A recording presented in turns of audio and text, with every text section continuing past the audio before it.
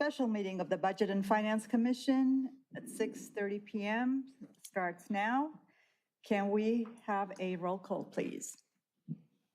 Councilmember Yessie, Yes. Councilmember Sherman, Here. Councilmember Samples, Here. Councilmember Woodham, Here. Chair Allen, Present. and we have Commissioner Marin absent. Now please rise for the Pledge of Allegiance. I pledge allegiance to the flag of the United States of America and to the republic for which it stands, one nation, under God, indivisible, with liberty and justice for all. May be seated. Thank you. Next item we have is to the flag, approve the order of the agenda. I think we want to bring the city manager to the front, which is J1. Yes. All in favor? Yes. Aye. Aye. All opposed? None, it passed.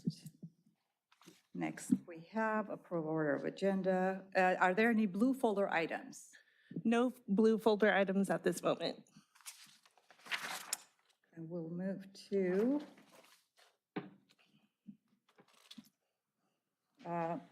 Did you want to start with the city manager item? we're going to approve the consent calendar. Okay. No, yes, the consent. All in favor, do we need a roll call? I forget. Do we need a roll call individual for consent We calendar? can, yeah, sure. So. Is there a motion to approve the consent calendar, please? So moved. Second. All in favor? Aye. Aye. Aye. All opposed? None. Consent calendar. Is there any public participation in non-agenda items? We have no participants on Zoom and there are no e-comments. Right, so this is when we will have J1. Are you J1? All right, hello, Mr. City Manager. Thank you, good. Good to see you. Happy April. It's that time of year again where I go before each of the commissions and Oh, not there it is. necessarily fully present, but listen to thoughts you might have on the development of the upcoming fiscal year budget. I'm happy to give you a little bit of a primer on kind of where we see things today, recognizing that that's going to be subject to change as we really drill into estimated revenues and core expenses moving forward. But just want to say good evening and thank you for all the work that you do as volunteer commissioners. Really appreciate it. Jerry, in particular, your work recently helping us out with the selection of our municipal financial services advisor for our Measure FP bond issuance. That was a great help. Thank you, Commission, for lending us Jerry. I bring a lot of expertise to that. So we've got a good advisor on board, and we're off and running with Measure FP. And that candidly is one of our big focal points going into the budget this year, making sure that we are focused in on that and that we are providing proper attention and support for the development and design of those projects and the execution of that very important public safety bond. So we're still very ecstatic about the resident support for Measure FP, and we're really eager to get to work. Just a quick update on where we're at with that. We have as I mentioned, our financial services advisor on board. We've selected bond counsel. We've hired bond counsel. We have selected disclosure counsel and will be approving, hopefully, their retainer agreement on April 15th. We are out to bid for what we're calling sort of the overall Measure FP program coordinator consultant that will really oversee all elements of construction design, development, and procurement, as well as construction management. That's a big contract. Those are the big firms. We were pleased to see 11 submittals as part of our proposal deadline. So we're beginning to evaluate the different groups there that have shown interest. But really excited about that. I'm bringing somebody on board to assist our staff to provide part-time project management for us to help keep the paper moving. There's a lot of schedules to coordinate. There's a lot of work to do there. She'll be starting here in the next couple of weeks as well to help us keep things moving, help organize our internal team, because it'll be made up of a lot of different departments. IT will be involved, police, fire, of course, public works, my staff out of the city manager's office. So a lot of activity there. Yes, Jerry? Any idea when the projects will start? I know this work is a lot of work ahead of time, but when's the first spade of dirt going to be? Yeah, I think shovels in the ground probably year and a half from now, maybe, if all goes well. We hit a lot of green lights. The design development process will take about a year. We should have our program coordinator under contract here in the next couple of months, I would think. We probably won't issue substantive bond financing for a little while. We don't want to go out and borrow money and start the citizens' repayment process until we need those funds and are ready to execute them. So we're going to be very judicious about that timing and execution. So I think realistically, still over a year out before we'll see shovels in the earth, and likely more like 16 to 18 months. So a lot of design work to do before we're ready to go, and a lot of work to do to figure out what we're doing with temporary facilities while we move those projects forward. So big part, but that really will be a major focus in 25, 26. That's a big capital effort, and one that we want to make sure we have priority resources allocated to. On a operating budget basis, somewhat business as usual. We're absorbing new costs. The commission's familiar with this. We have multiple multi-year agreements with our bargaining groups, which is great to have certainty in cost as it pertains to labor. But we will be absorbing year-over-year expenditure increases there due to those agreements in the fiscal year 25-26. We also, as this commission knows, have an unfunded accrued liability payment that will be due next fiscal year that we'll be pulling into the budget. We do have some increased revenue that we will be able to point to in the form of additional property tax valuation. We had a very strong reappraisal year over year, another 5%, 5.3% increase there. So we'll see some additional tax increment there. We are starting to get a little bit concerned about being flat in the transient occupancy tax and sales tax categories. There's some economic headwinds sort of circulating at the national level. Certainly with the interest market where it's at, I think we're seeing a little stagnation there. So we're not super bullish on our tax increment outside of property taxes. So we will be very austere as we go into evaluating expenditure proposals from our various operating departments. I really see our charge this year is to kind of keep staffing levels where they're at, and avoid any kind of service creep to the extent possible. Decision packages will be considered will likely be reorganizations rather than new spending or new personnel. And we will be looking to absorb some of the more successful one-time pilot programs that we've had in the budget the last few years. One great example of that is our crossing guard program, which is expanded from 12 to 14 locations to now 27. And there's many more that have been identified in the community for perhaps support. We've reached out to the school district to try to help us with that expenditure. We've reached out to the city of Hermosa Beach to help perhaps provide additional funding with our prosecution services. So we're seeking revenues where we can.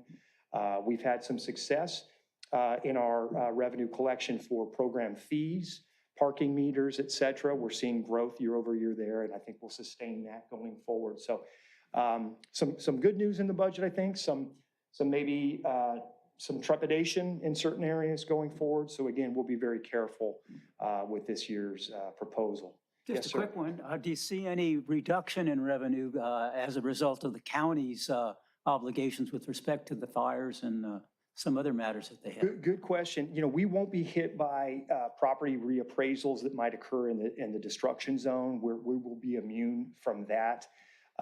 Is there the potential for certain state and or county funds to be directed that way that might have otherwise been available to us?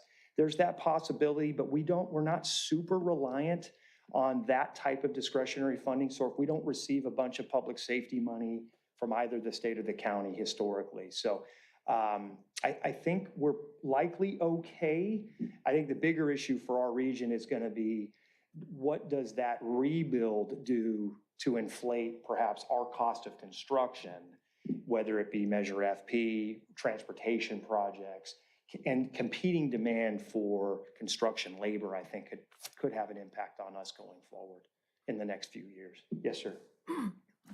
Do you have any plans or any thoughts about doing something similar to what's being done at the national level, which is what they call DOGE, DOGE. Department of Government Efficiency? In my experience, and I've spent almost 50 years in the private sector, for-profit, nonprofit, and I've seen in every company there is always room for improvement. And it's a lot of times it's just the fact that if an old shoe fits, then why bother? And especially with the tremendously rapid advances in technology, I think you're going to see some very interesting opportunities. Yeah, no, it's a good point. I would say we perform a Doge-like exercise every year. I mean, we're constantly looking for efficiency. That's to my point earlier about reorganization of staff, or even where we can replace perhaps vacant personnel with more efficient modes of operation, technology.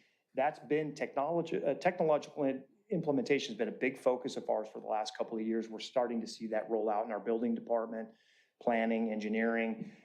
So we're doing cost sharing with contract services. Mike Cook has done a great job in IT, reducing expenses. So we take that mindset every year when we go into budget.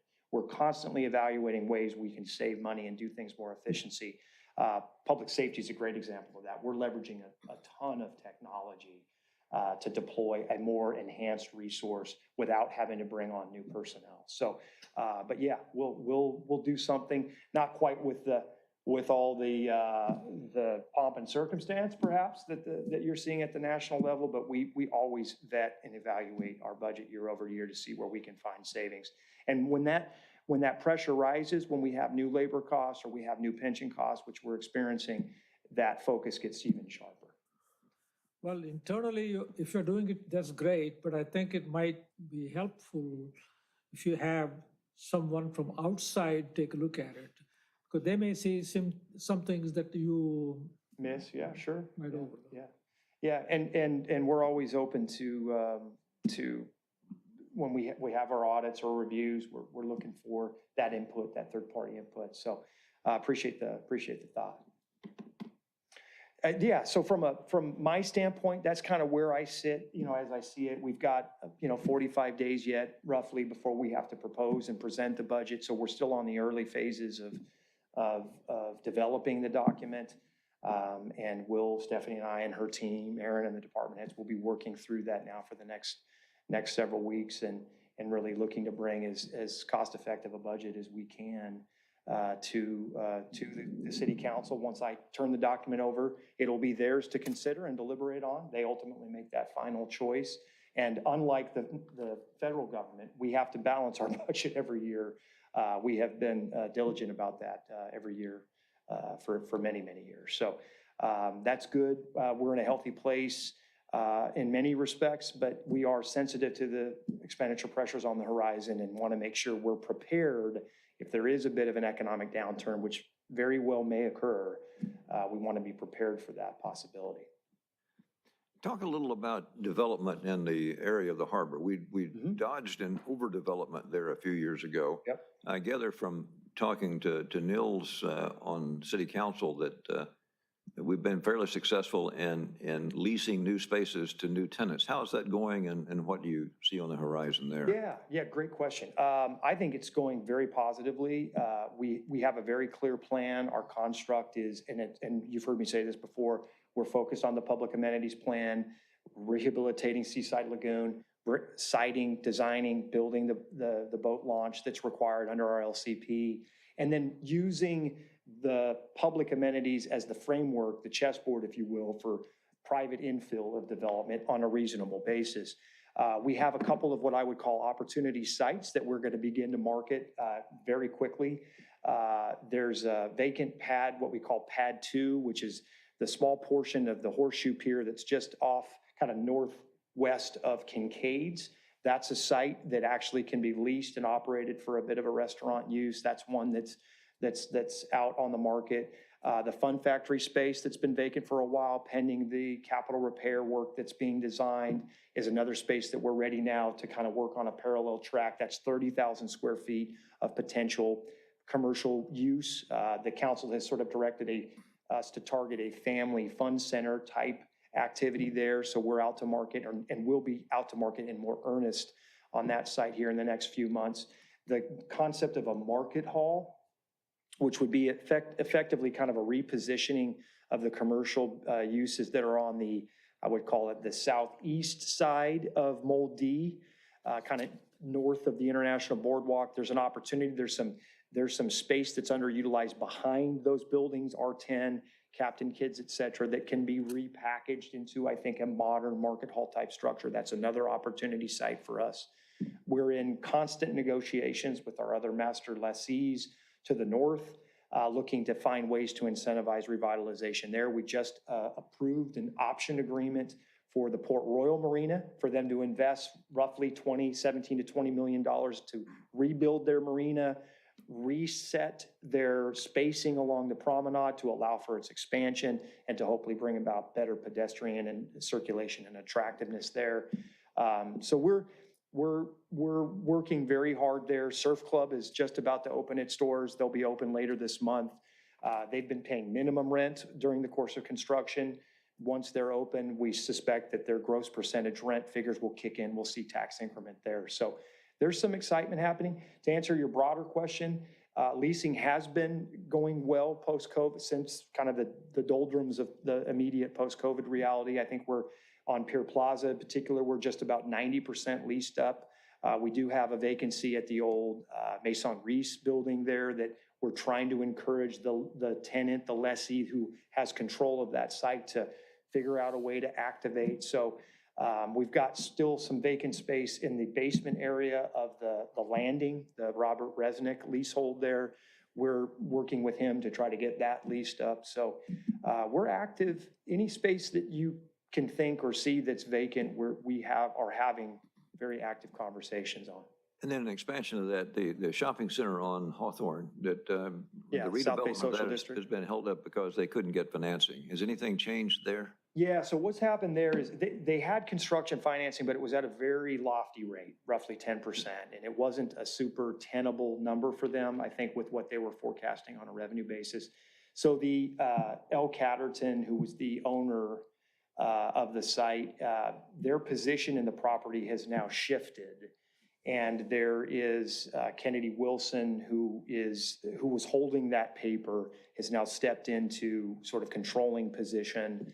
I think they're working with prospective owner operators that might come in to ultimately build the project. So they're in a bit of a transition phase, but they're actively working with those groups. We've met with a couple of them.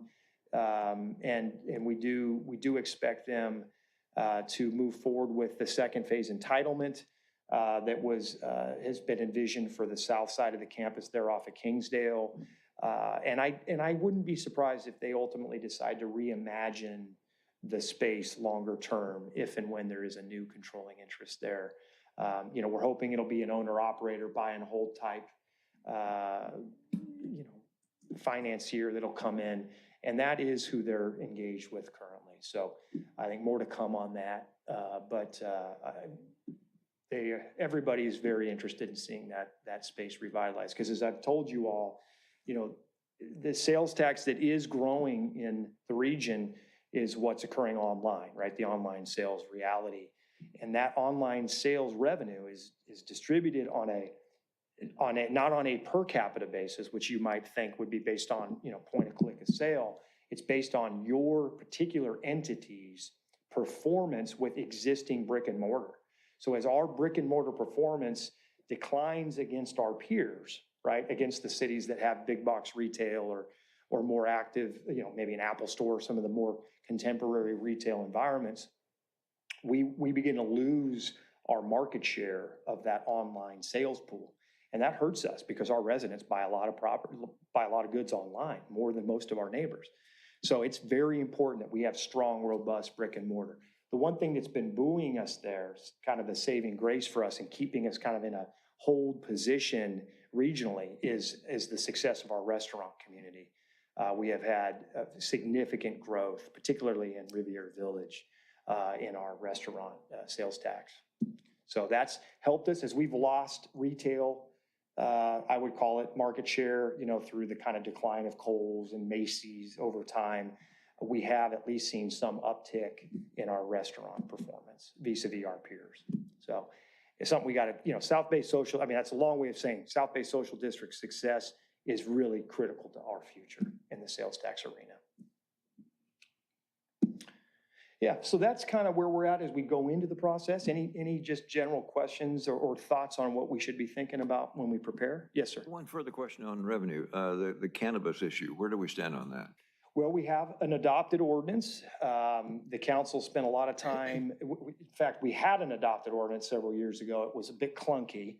The new adopted and updated ordinance actually also now embeds the request for proposal process and the objective criterion that'll be used to select, ultimately make a licensee selection. That's now part and parcel to the ordinance itself. So that work is done. What is next up is the council's authorization for that RFP and the selection ultimately of up to two licensees in the community. We'll be bringing that item back for council consideration in the next couple of months, letting the new council that just started last night kind of get settled in, and then we'll talk about that. The upside, of course, there potentially is, depending on the estimates, anywhere from, $400,000 to $800,000 of increased sales tax. Are there any recommendations for the upcoming budget that he should consider, or the strategic plan for the city? Well, a couple of things we have talked about for quite some time. One is the homeless project. How much money are we getting from the more than $1 billion that the state is collecting? Mm-hmm. And the county, I keep reading in the paper, they have decided to give so many $100 billion to the cities. So they're dispersing all this funds. What's our share? How much are we getting? Yeah. How much are we spending? We don't have any information yet. That's one. Secondly, the capital improvement projects. Mm-hmm. Last year, you had one slide where you showed about a dozen projects and what was in the budget. What we would like to see is go a little bit beyond that and see what was the initial amount that was approved and then what has been spent so far. Mm-hmm. And so that will tell us if there is a budget overrun.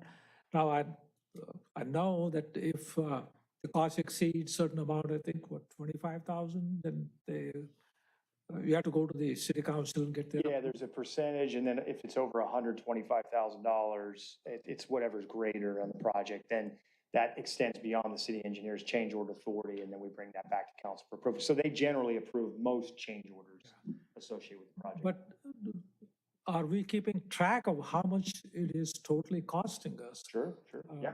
We need to know that, so at least we have some idea of what was the original estimate, because the original estimates are always very, very optimistic. Sure. And that happens in every business, every company, for profit or not profit. But in the end, we don't want to see another high-speed rail project. And some of them really go way out of whack. But if we don't keep track of what has been costing us, we'll never know. Yeah, no, good points, and we absolutely keep track. Every project, what we do is we approve it for final retention payment release, and there's a full accounting of all change orders associated with the project and final accounting of actual money spent. Every project has that, and the aggregation of that occurs, of course, at year end with our ACFR, and it does as part of our capital budget each year too. I will say the good news about our capital program is that most of the money that's being spent through that program is coming from external sources. We have very little general fund discretionary money that's part of our capital program. Most of it is from restricted funds that are provided through either regional sales tax dollars, state transportation funds, federal transportation funds, or stormwater capture, other types of sources that have restrictions on what type of project they can be spent on. And we've been our capital projects team, Public Works, has been very successful in gathering and obtaining grants from those various agencies to execute our projects. So, 90% of the work that we build and complete in this city is coming from an external fund, which is helpful. Now, that's not to say that we shouldn't be accounting for it just as acutely. We absolutely have the same process for each of those projects, whether it's a general fund project or a regionally funded project. But we do good retrospective accounting. That'll be part of our capital budget when we present it. I believe the commission's going to have a joint meeting with the Public Works and Sustainability Commission. They look very closely at our capital project program. That's kind of their primary charge. And I believe you have a meeting scheduled at the end of this month. So you'll get an opportunity to kind of go through that detail. But our team's been very, very successful in executing projects. Last 2 years, highest volume of projects constructed, most amount of money spent and deployed in the community in our history. So that's positive. Now, are we up against inflationary pressures and are there occasionally cost overruns, as you referenced? Absolutely.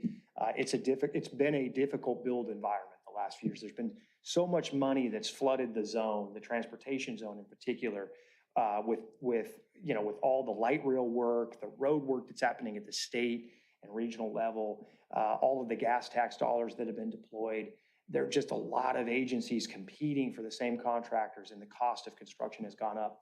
In the last few months, we're finally seeing those initial cost estimates before we go out to bid actually be the bid amount, or even maybe see bids come in under estimate. So I think we've maybe eclipsed that inflationary curve a touch. Now we'll see what happens over the next couple of years with the economic headwinds and tariffs and everything else that's out there in the conversation. Can't promise that will continue. And certainly, labor scarcity and other things could be a factor too. So, we just got over that hump. I hope there's not another hump ahead. But we're doing everything we can to be as efficient as possible. All the more reason why we need to be extra cautious and keep track of those numbers and present those numbers. We're not interested in asking why you spent more money or what happened. Yeah. If the numbers look too far apart, then we can start digging into it. Yeah, is there a trend there? Yeah, sure. And every project that it's called an accept as complete staff report is prepared for that. And that's what finalizes that effort. So each of them will have a breakdown of the final change orders, what the cost was at the beginning, and then what it was at the end. I haven't seen any major trends. A couple of projects here and there where there have been some unusual circumstances. But for the most part, once we execute a contract, of late, there's a sewer repair project that with dewatering had some unique issues that we're working through. The transit center project, as you might remember, a lot of issues there that we ultimately worked through, thankfully externally funded. Our road work of late, whether it be flat work or resurfacing or slurring, has been pretty on budget. Most of the change orders we've executed in that area have been opportunities to expand our scope of work and take advantage of competitive pricing that's already existing. So sometimes the change orders aren't because we have cost overruns. It's because, oh, hey, by the way, we've got a great contractor working in the city that's mobilized, and we can get $300,000 of flat work done over here in town that wasn't part of their original scope. But we're going to see if council's comfortable with it. We're going to expand their scope to get this work done too, because it was competitively bid and we're experiencing the same unit pricing. So that's more often than not, the change orders you see are opportunity decisions, not because the project's overwhelmed us. Just let's have some visibility to these variations, so we're not challenging, why you spent or criticizing the over expenditures. We just want to see some. Yeah, what's the backup for that? Yeah, and in each of those accept as complete, I wouldn't expect you to go through all of them, but each of the accept as complete staff reports will kind of walk through the history and the why. But yeah, I think staff can give you a little bit more, of an aggregated view of that when you meet here at the end of the month. We tend to spend everything that all of our revenue. What are you looking at now as far as total revenue growth in 2025 compared to fiscal 25, I guess fiscal 26, compared to fiscal '25? Yeah, if I had to ballpark it right now, I mean, and this is, I'll start with general taxes, probably in the $2 million range, plus or minus. And then I would say, if you think about fees, there's probably another $500,000 to maybe $1 million of new fees that could come online next year, parking, et cetera. That's conservative. There is the possibility we'll see increment on the TOT side. The Legato Hotel site should be open this fall, should start operating next fiscal year. There's always a little bit of a lag with the delivery of TOT with an early operator, but I do think we'll see TOT from that property, from that campus in 25, 26, latter half of it. Yeah, tax increment year over year, $2 to $3 million on the primary general tax side. Again, with a big caution, we're going to wait till we run the numbers and really drill into it. But if just spitballing right now, that's probably year over year growth, somewhere in that range, a little under 3%. So. Is there anything else you want to recommend, suggest to Mike? We talked about the reserves. Mm-hmm. We had, I think, 1 month's reserve in the budget, and we had a long discussion on that some time ago. We compared our Yeah, saw that report, yeah. and- Yeah, our reserves are in several buckets, When you cobble them together, we're well reserved. We just don't Can you call. explain what you mean they're in different buckets? Yeah. So my understanding of reserves is all the cities that I know, Mhm, they have a percentage that they are trying to reach. mhm. And it used to be 20%, and now it's after COVID, and they're aiming for 25%. Mhm, mhm. I don't remember, maybe there was a discussion with council, and I know that's something council needs to approve, that's not on you. How do we guide council towards that? And when you say they're in different buckets, what buckets? Yeah, let me help you understand that. So we have one, what I would call primary, we call it the economic contingency or anomaly reserve. That's the 1 month, that's what you're referencing. That's 8.33% of our general fund expenditure budget. That's by policy, what the council incorporates into the budget as basically by right, as a starting point. And they did that, how many years ago was it last time? we said? That's a 15 to 20-year-old many years, policy. We okay. haven't really touched it. Okay. About 10 years ago, we actually, well, maybe it was more like 8. We proposed that when we had some of that leftover ARPA money and our pension obligation bond money, the then city manager, Joe Hefkin, actually recommended to council that we take that money, sequester it, and actually almost double that amount. Council at the time was more interested in using that money to get some projects done that were overdue. So we didn't sequester it that way.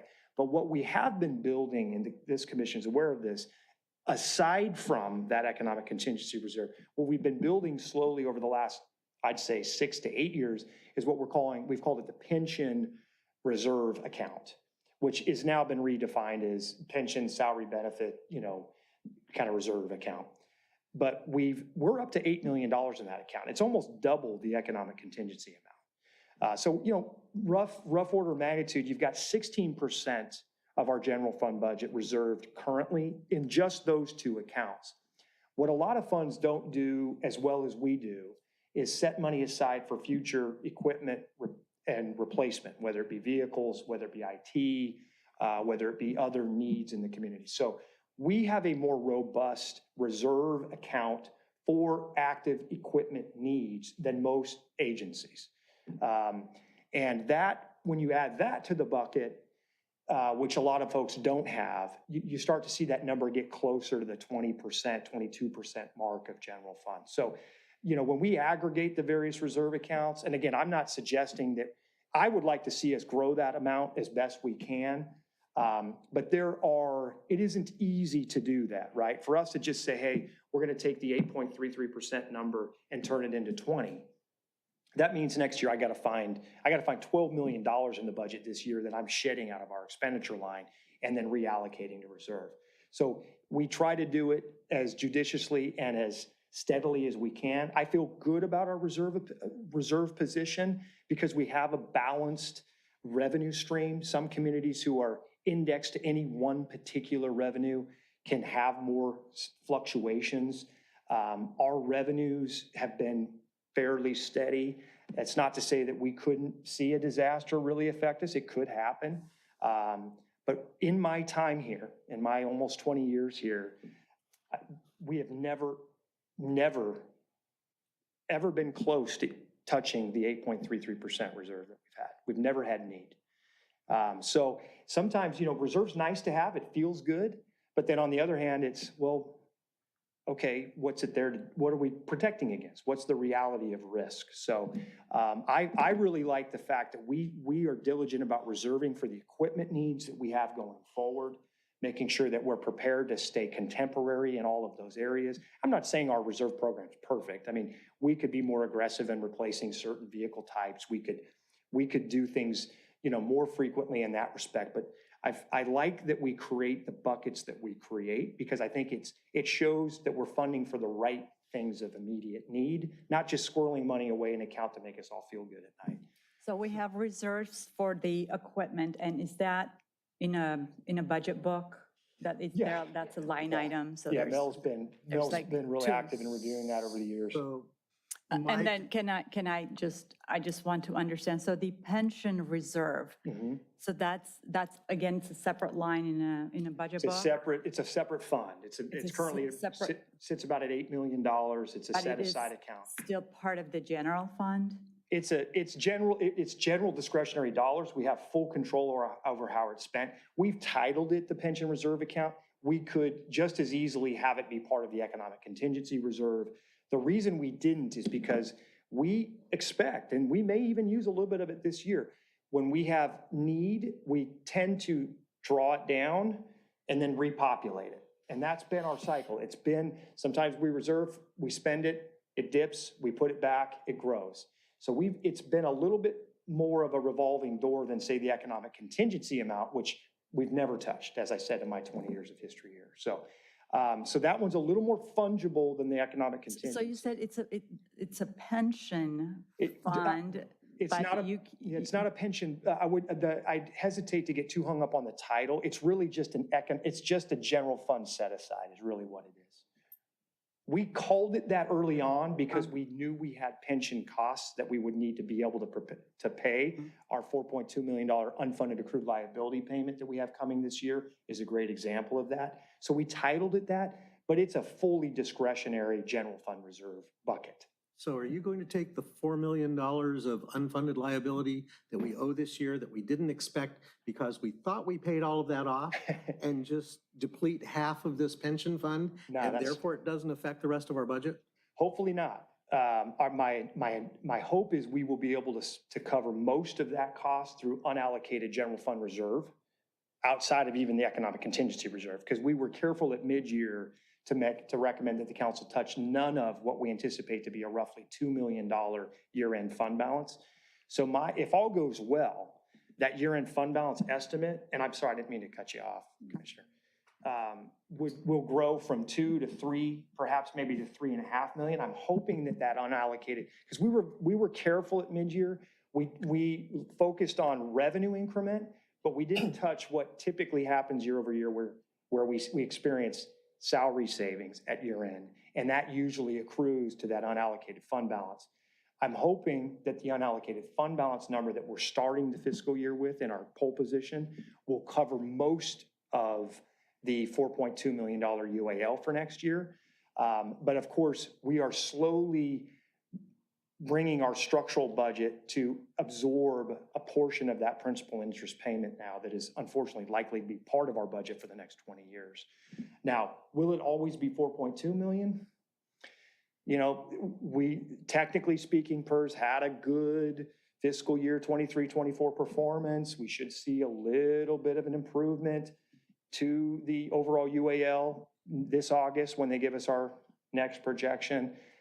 I'll believe it when I see it, but we're slowly matriculating that UAL back into our core expenditure account. So our problem with the UAL is that whatever happens at CalPERS is 2 years in arrears. So if the Yep. economy goes in the ditch this year, we're going to feel really good this year and next year. Until, And the yep. following year, we're going to Get get hit. whipsawed, yeah. And I'm going to submit to you that those replacement funds for things like vehicles should not be considered part of the reserve because we have to spend that money whether we have a flood or an earthquake or not. And we should be Police car- spending that money, Police yeah. cars have to get replaced, fire Yep. trucks have to get replaced. Yep. And it's not really a reserve fund. It's basically a planned sinking fund, is really what it Yes, is. and so you can't use it for those emergencies. I'd like to also ask, that $8.3 million that we have in that emergency reserve fund, what would that pay for in an emergency?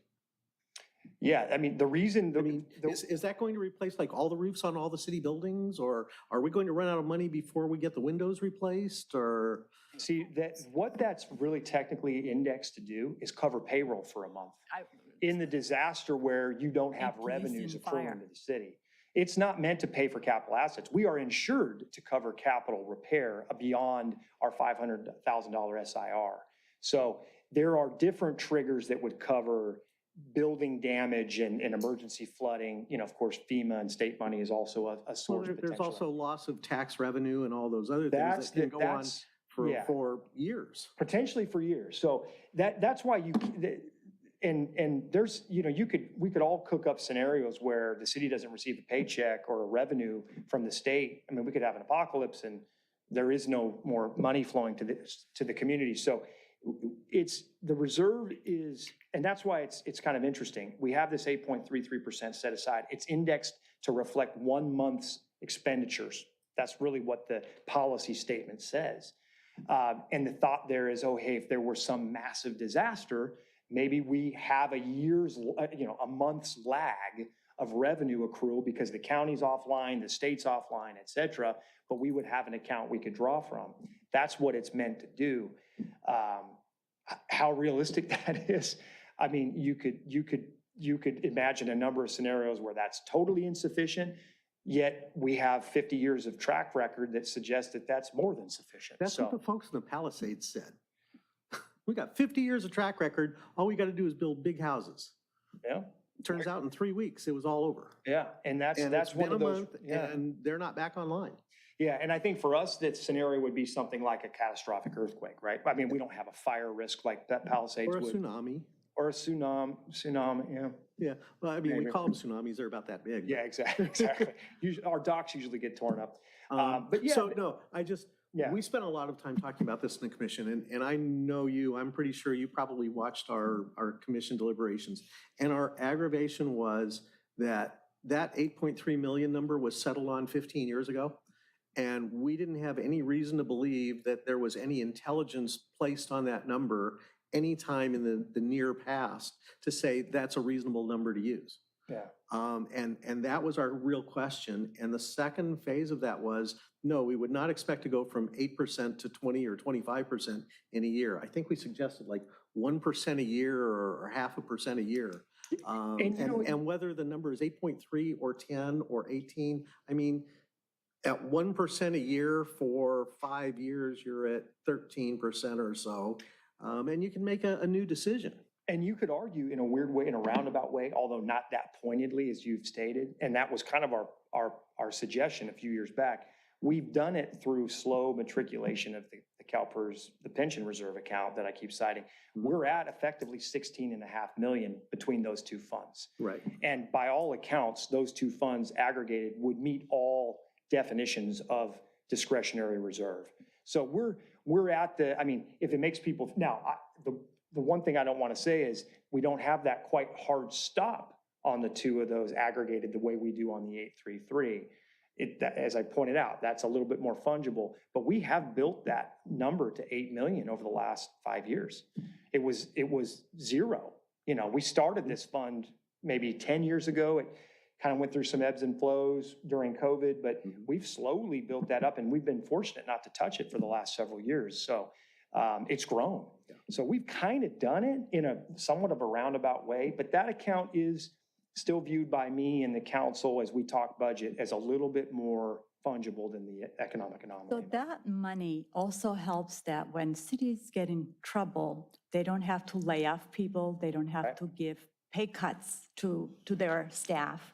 And I know in Redondo, a few years ago, I don't know exactly how many, but they did receive pay cuts. 2009, 10. And those are the funds that the city usually relies on so that they don't have to punish their staff. You're absolutely right, and that's kind of how it was So if we created. do have that 8 million currently in a pension fund, then why did we have to give staff pay cuts? Why did we have to, We didn't have it then. we, We didn't have that fund then. That- We but then we created that borrowed fund after that that. money and then we call it a reserve, which is borrowed money. Well, no, we didn't borrow this money that's in this fund. So to back up, just to go back to what you mentioned about the pay cuts. Back then, that was following the Great Recession. We had the Economic Anomaly Fund. At the time, the city manager, staff, council chose not to touch that fund, didn't dip into it. There was no pension reserve salary fund on top of that we've since created that's at $8 million. That money didn't exist. So what we were forced to do to balance the budget was to look through for cost-cutting measures. And in addition to shrinking services, one of the things that was negotiated, although very painfully, and something I would never recommend we would do, again, is we sought reductions in pay from our associations that were intended to be short-term, but took many years to restore. And that's how we balanced the budget during the Great Right. Recession. Because we didn't have enough If we had reserves. an extra 8 million like we have now, and that's in part why when we talk about this being a bit more fungible, when we have pain and pressure in the budget that says, let's say the numbers suggest that we have $2 million more dollars or $3 million more dollars of expenses than we have income stream, right? Let's say our structural expenses or our total expenses, including the UAL, are at 115 million, and we've got 112 million of budgeted revenue. Rather than say, okay, let's get out there, let's slash and burn, let's find $3 million of cuts, we can use a portion of that $8 million, smooth that out, and think about it on a broader 2 or 3 year horizon and soften that pain. And that's why we treat it more as a revolving door. And that's why I'm so happy that we have it to give us that So flexibility. where did it come, tell me again, where did that 8 Savings. million come? Savings. Savings from where? Year-over-year savings that we slowly sequestered away. It's grown So it over didn't time. come from when they, the pension, from when you guys back in the day, when The you. pension obligation bonds, Yeah. no. No, It was, we didn't just different take the money from there. Now, did the extra funds that were created through that That's- issuance and okay. ARPA create more flexibility in one-time funds that eventually accrue to year over savings? Yeah, that helped. There's no question. We had a lot of cash with the ARPA payments and and really the reason we had extra cash during the pension obligation bond issuance is because the initial estimate from PERS on what we were going to owe to cover our full UAL at the time was higher than what it was when we actually issued the bond and wrote the check, due to that lag that was mentioned. Okay, And so when it we is actually from wrote the there. check, So it is from there. we had some extra residual money. Now, Okay. at the time, city manager was like, hey, let's just take that and drop it in the economic anomaly So reserve. that's where it came from. Well, It didn't that- come from But little remember, the savings. council It came didn't use from- it then. The council then spent that money on projects. So then over several years, we've been diligent to create savings and use the savings and sequester those savings to create the fund. So I want to go back to 2008 because I think I heard you say something and I hope I heard it wrong. We had a contingency fund at the time, Yep.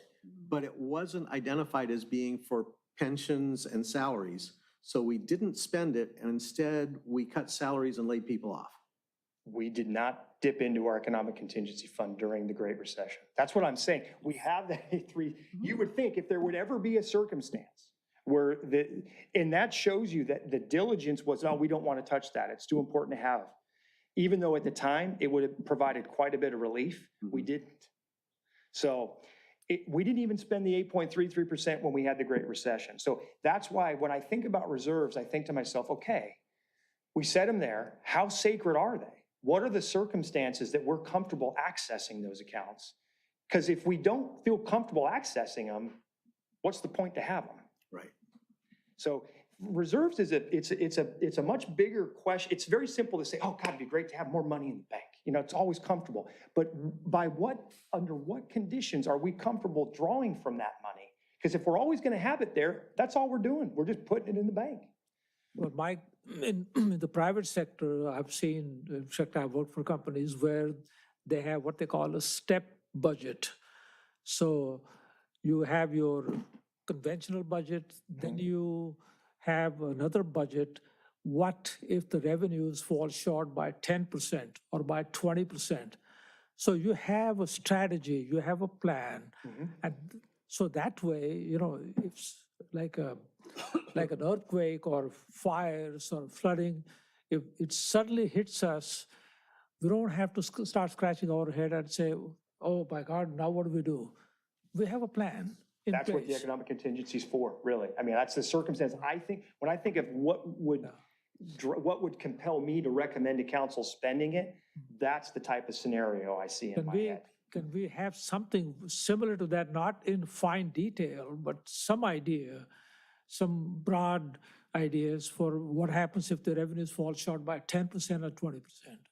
Yeah, and see, and in that scenario, right, those don't happen quite as, there's two scenarios, right? They could happen slowly over the course of the year due to economic headwinds, which when you think about the Great Recession and kind of the years where it took a little while to kind of reach its depths, it was like, okay, we were seeing 5% reduction, 7% reduction. So we were assimilating the budget and adapting the budget on kind of a continual basis. I think of the economic contingency reserve as sudden catastrophe, the Palos Verdes, the Palisades fire. City of Malibu, right? City of Malibu is going to have, I don't know what their revenue collection is going to look like over the next 2 years, right? That's the scenario where then I think you would feel, comfortable is not the right word, where you would feel compelled to say, okay, city council, we need to draw into this account to cover our costs until we have a better understanding of where money's going to come from. Yeah, you might have to do both. You might have to dip Might into have to do reserves both. as You well might as have to lay off cut people. and draw. And that, you know, arguably, there was a hard look at doing some of that. What we did do in 08, which was done in much to the chagrin of those of us who were managing the fleet at the time, but we did cut into, we withdrew money from our equipment reserve accounts to help cover costs. We eventually repopulated it. So that's why I say we have multiple buckets. We have full discretion over all of those buckets. Now, I fully agree. The reason we have that sinking fund there for vehicles and IT and the like, and you're going to get a presentation on that tonight, is that's planned use. That's planned spending. That's not a reserve for a rainy day. That's making sure you're doing a good job amortizing your expenses and ensuring that you can replace that asset when it's due for replacement. So we feel strongly about that, but the points you're making. Pension reserve, that's what I'm calling it now. I that know, 8 it's million, okay, that's the easy term. Is there anything that you are not allowed to spend that on, or No. it is full? Full it's your discretion, okay. full And- discretion. And I also want to mention, I know at the end of the day, it's not you who makes that call, it's the council who makes that call, so it's not your fault. No, And it's this is- okay. and Listen, hey, I'm not I'm the trying one to advising them put on you in this, a- and I would be the one recommending when and when not to touch that. And of late, we've been fortunate as a community to have enough revenue and savings where we've been in saving mode, kind of squirrel away mode, not spend mode. But I don't want to promise that that's going to be the case over the next 2 years. It would not shock me if I have to recommend this year that we dip into that account a touch to cover smoothing over the next couple of years of both UAL and allowing some of this additional tax increment to come online. To dip into the regular reserves to 8.3%, you need council approval, correct? There is, But- yeah. But I'm trying to distinguish the two. Do you also need a council approval for the pension reserves, or is it just your discretion? It's the same approval. It is. It's the same approval for both. We by policy hesitate and are more reluctant to touch the 833 because we basically use it as a top of the line equation. When Stephanie will put the budget together this year, the first thing that's going to be on the top of the line is going to be the 8.33% line item that's our first expenditure draw. So it's untouchable. That is a matter of practice and policy. But to your question, it's a good one. the council doesn't have to have an extraordinary action. It's not like it takes 4/5 of them to draw from it, or they can make the same budget appropriation from that funding source as they could the pension reserve source, as they could any unallocated general fund source. During budget season, it's 3 votes. Any other time of the year, it's 4 votes without a veto. Okay. What do auditors say about this? And that's just, Yeah, good question. and I would love to have, I know we have an audit every year, and if they can come and talk to us also and present their findings to us. Yeah, we do that through ACFR, yeah. Auditors love 20 to 25%. And in fact, it's not really auditors that love it, it's the underwriting community, where you get more of a reality check on where your reserves are, and we'll get it when we go out to issue, although the ad valorem property tax won't really hit our budget the same way. I'm not sure we'll have the same concern or consideration from the underwriting community. But when we get our ratings from our credit agencies, we're AA plus, or depending on what you're issuing. That's when you get that sort of evaluation of, are you properly reserved? The only way to get to AAA is to have 30, 40% reserve. That's when the credit agency love it. Does it really mean anything in your borrowing cost? It's a point, it's a quarter point. It doesn't really affect us too much, but that's when you get your reality check on what the underwriters think of your reserve buckets. They love, when I've sat with the rating agencies over the years and I explain to them each of the buckets that we have, they like that. The aggregate is important to them, even though they know by policy, we're setting it aside for specific needs. A lot of times they go into a city and they don't have those buckets. So they see the economic contingency amount and they go, oh, you got a 15% economic contingency amount. That's great. Well, where's your reserve for your fleet? LA County is a great example. Where's your reserve for your IT equipment? Oh, well, we just pay as we go. Oh, well, oops, little knock for that. So we do some things really well. And, when you aggregate our reserves, I think we're doing pretty well. Could we do better? Yeah. But I always question, what are we going to do with it? What conditions are we going to be comfortable spending that money on? Are we setting it aside just to set it aside? Or do we have a true stated emergency concern that would trigger our access to those funds? Because I would hesitate to just squirrel away a whole bunch of more money without a known reason why and under what conditions we would draw. Well, that's the point of it, is that it's a condition that we don't know. I know, and we've been of it. incorporated for 130 years. To my knowledge, we've never touched the economic contingency fund. So our track record thus far, knock on wood, I don't want to jinx it here today, has been pretty good.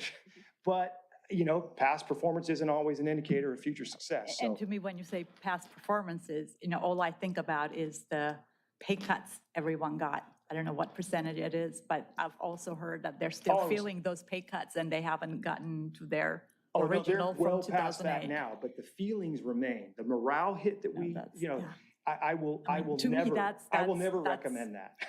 That's real. I mean, that happened. That's a minus. That's a negative on the city. Well, it took years to recover from that. Yep. And it also took years to recover all those funds that we ravaged in order to make the payments that we were making, because we didn't want to touch the 8.3%. Yep. So it took years. We had vehicles here that were scary to look at. I'm sure the people driving them felt even worse. Yep. And our reserve fleet was in bad shape. That we felt the effects of the draw on the equipment replacement accounts. We felt that in very real time here in the last few years. We've since started to play catch up with that, and we're now having to amortize that expense. We're having to actually play, we're setting aside a more aggressive amount of money each year to repopulate the fund. But Other things that are recurring costs that when we were talking about the fire department funding, I think it was 2 years ago, we had to replace all the PPEs. Yeah. And that's a law. You got to replace that all the time. It was not a one-time expense.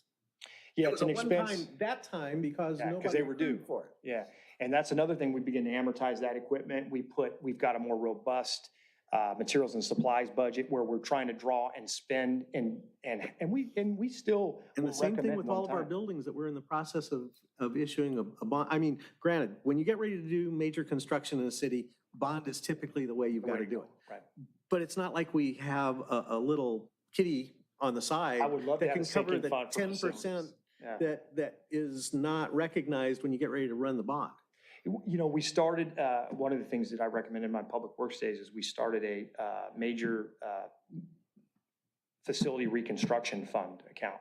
We put some money into it, started it, and it has a very small trickle that kind of grows it, but it's not aggressive enough, right, to give us the funds we would need to set aside for major repair. We also did a building repair fund. We have a small building repair fund through our ISF account that needs, I think, more annual expenditure against it.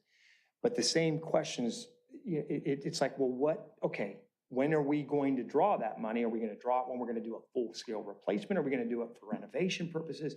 So more often than not, we focus on our annual capital program and say, hey, we've got this facility need, we're going to spend our resources on that. So, you know, would I love to see more money available to us for all of those things? Absolutely.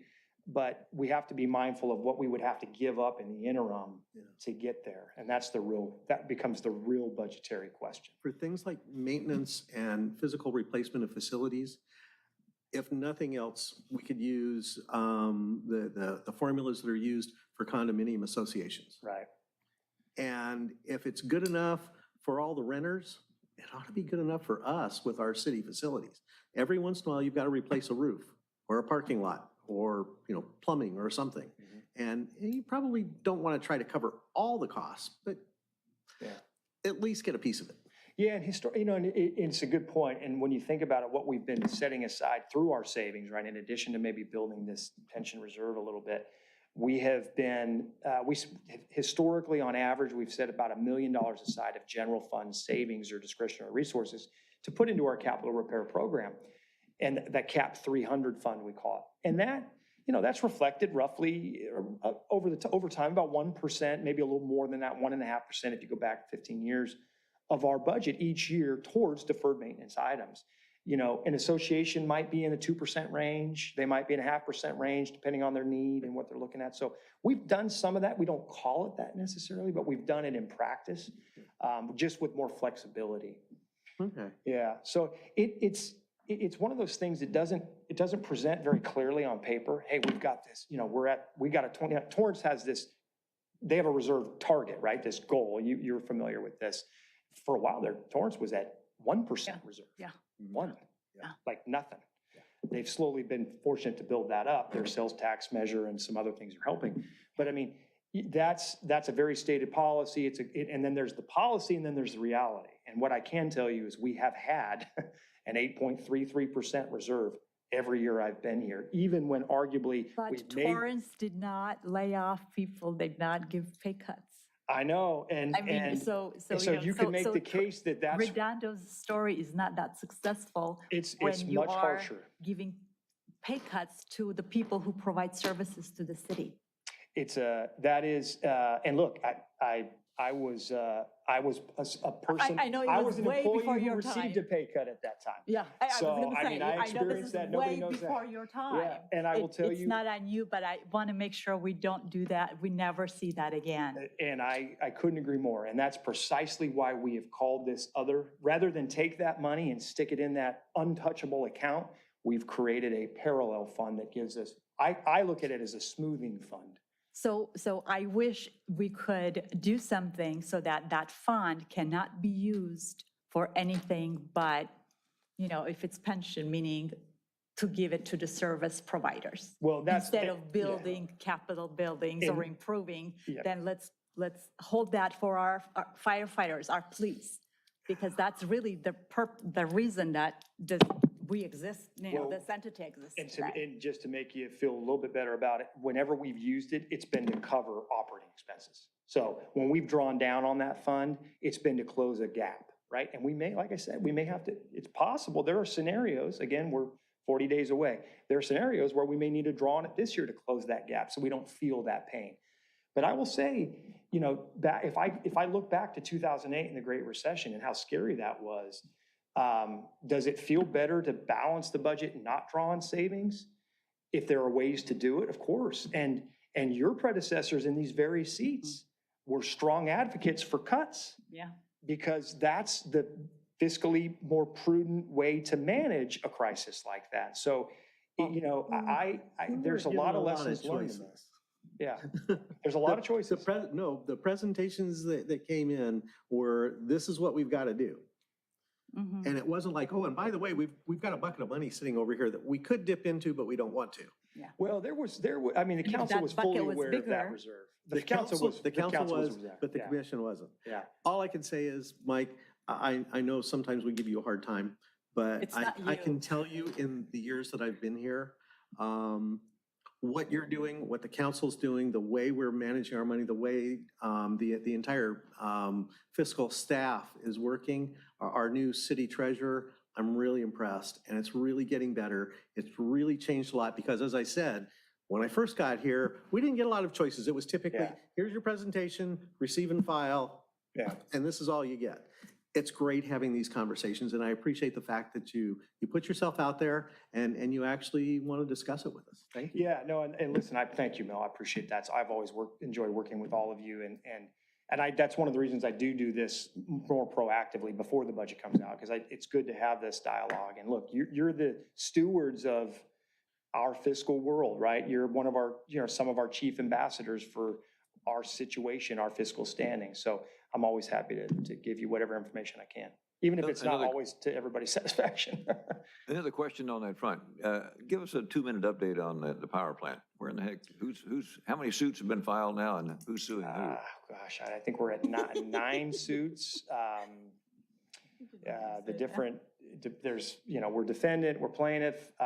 There's multiple agencies involved, Coastal Commission, Regional Water Quality Control Board, AES as corporation, the various LLCs who initially entered into the purchase and sale agreement with AES that kind of formed the development entity. There are a myriad of suits. Some have to do with the city's housing element and the fact that they would demand that, it be uncertified. There are suits associated with takings in different views. There's bankruptcy proceedings right now associated with the lack of performance under the original purchase and sale agreement between the LLCs and AES. They're all ongoing. I can tell you that there is no certainty as to what the outcome will be as it relates to property disposition. It's unclear at this point. Bankruptcy is taking an extraordinarily long period of time. We were told early in the process that these proceedings federally tend to wrap up quickly by nature. That's proving not to be the case. So we are an intervener in that particular endeavor, which means we're kind of a third party of interest, if you will. So we're not directly involved, we're indirectly involved, maybe more of an observer. We're eagerly awaiting the outcome, but we don't have direct or immediate control or involvement. So we're a bit of a bystander to some respect. So we'll see what happens. And it could go a whole bunch of different directions. Sorry, that's probably a whole lot of nothing in that answer, but that's kind of the reality of where we're at. Yes, sir. One last question. Mike, what's the latest on the so-called affordable housing plan? I just read this morning that Manhattan Beach has been asked to build something like 700 plus more units.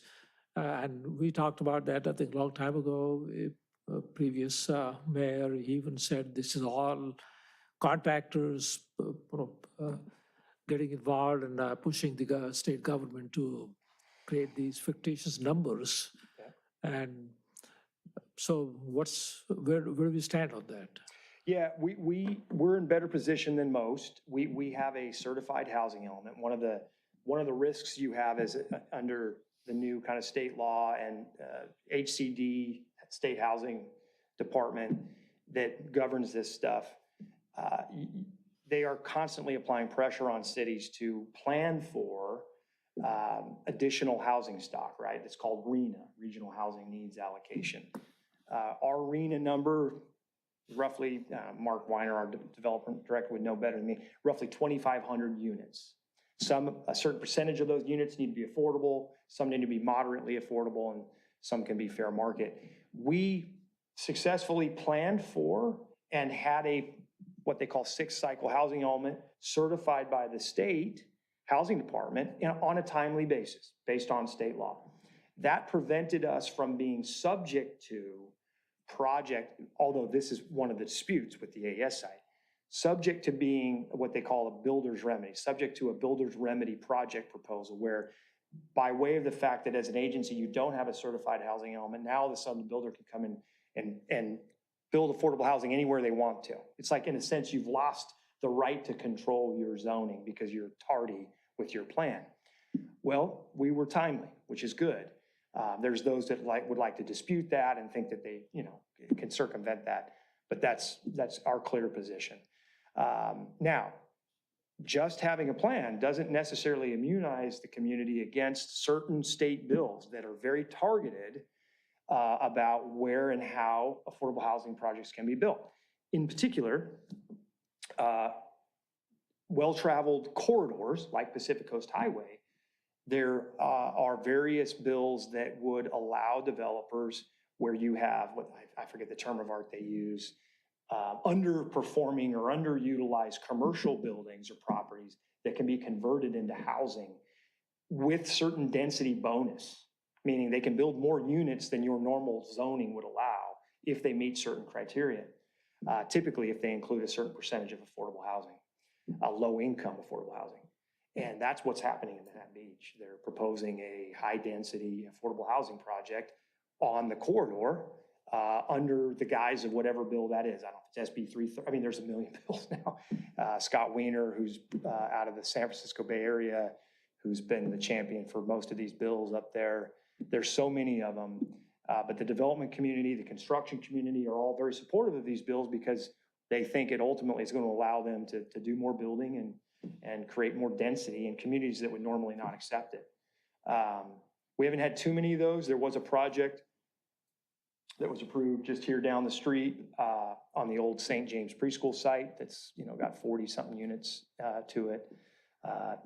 Not super dense for the site. There's a project that's pending down on Pearl Street that are all using these laws. And what these laws are intended to do is basically take our public hearing, planning commission control away, where they become by right projects if they meet certain conditions.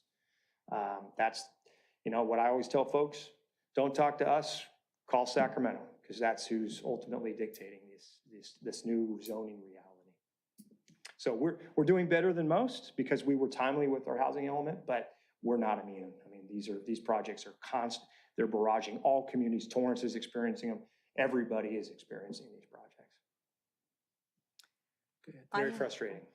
I have a couple more items. Now, we're an advisory committee, so if we're not advising, then we're useless, right? So that's the purpose of Useless might be too us. strong a word, but yeah, I got you. Well, You are an you know, advisory that's- committee, yeah. We're not just here to listen and ask questions.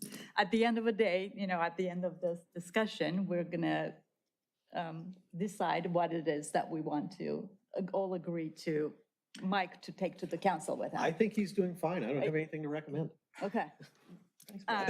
So one of the items I want to say, as you know, our revenue in Redondo Beach is on a low side. And I think some of our council members also recognize that, and they do want to bring in businesses so that we bring in more revenue. And I don't know the proper way to do this, but they need to be also out there actively seeking the high-paying businesses, whatever it is, if they're the tech industry or whatever they are. Recruiting But businesses, yeah. they need to help the city to bring those to our city. Are any of them currently actively helping? Yeah. And they need to do more. Yeah, no. So and that's my listen, advice. Yeah, ideally, everybody's doing more. I think the climate out there is tough. It's not, their businesses aren't in a major investment mode right now. There's a lot of headwinds in that space. But yes, the council's very interested in this. In fact, timing your question's good. Last night, we had an economic development item, and we actually recommend the council form a standing economic development subcommittee which they agreed to do, and we'll be bringing that back in a couple weeks to where they will appoint 2 council members and the mayor, of course, who will be charged to effectively do that. One of the things we want to do initially is work with that council subcommittee, staff, and the business community to identify what are the impediments, to perhaps people's interest in investing in Redondo, what regulatory framework maybe we can open up to give folks a little bit better direct shot. We've got to be careful. We want to make sure we're targeting the right businesses, of course, and we're not proliferating businesses that aren't desired by residents. So it's a balancing act, but we're having very active conversations, and this council is very much interested in that. So, council likes to say, tell staff do more with less.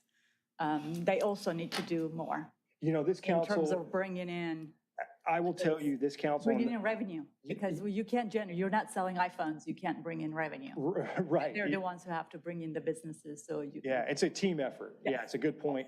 And I will tell you, this council, they're off to a fast start. The last council, the hardest working council in that respect. They work hard as individuals. They don't just wag their finger and order staff to do things. All of them, and I'll use the mayor's term, strive to be force multipliers. And I can tell you across the board, and Nils and Todd were this way too. They roll up their sleeves. They work their butts off. So I have great confidence in that. And that it is very much a focus of theirs. Yeah, because you can't save money if you don't have money. So Yep. in order for me to say It all yes, starts with revenue. Yes. That's something a former city manager ingrained in my head very early in my career. And it holds true today. It all starts with so I revenue. can't tell you to aim for 25% if I know you don't have additional revenue coming in to do I that. can't print money. That's the only damn thing we can't do as a city. And yes, and also for the long term, and because today we don't have that kind of money, we can't even talk about long-term savings for long-term projects and say, how are we going to rebuild our public works department? The voters, they love police and fire, so of course they said yes, but I don't know if they'll say yes if The we say polling on the public works. courtyard wasn't very high. Yeah. We tested that as part of our And that's survey why, work. It yeah. was under 50%. Yeah, so Got to find an alternative means. Yeah. yes. And lastly, I do want to mention the homelessness. It's a little confusing when staff is saying they are unable to give us numbers, how much we have spent on homelessness. It's almost, I don't know if it's a political issue. I don't know if it's maybe something one of the council members mentioned. They don't want to share numbers, but we should be, I don't know. I'm just speculating because to me, it's not realistic that we are unable to come up with a number, a figure, approximate figure, let's say exclude staff hours, how much we have spent on homelessness. Yeah, no, it's a good question. And I think it's something the attorney's office, who has been supervising these programs, is aware of. There are different reports that have been produced over time. I know, and this has come up with other commissions, can we have just a central report that shows all of the categories? And there is a little bit of a challenge because, do we allocate the time associated with the quality of life sergeant that we created years ago before we started our homeless program? It was designated to help be responsive to quality of life issues that have grown into primarily a homeless response capacity. Is that part of the calculation? That's part of our police force. We now have a resource officer, a dedicated police officer that's part of that quality of life unit. We have MSOs and code enforcement personnel that are part of that unit, but don't necessarily spend time on homelessness, but spend time on the quality of life issues. So there's that conversation. And at one point, we sort of lumped some of that spending into the calculations. And then there's the far more direct expenditures, such as the pallet shelter, right? Which up until now have been, and appear to be ongoing, have been completely externally funded. We haven't spent a single general fund dollar on the pallet shelter program, not building it or operating it. That's all been externally funded. Lilo Amura, our housing navigator, is something as a general fund expense we have committed to doing.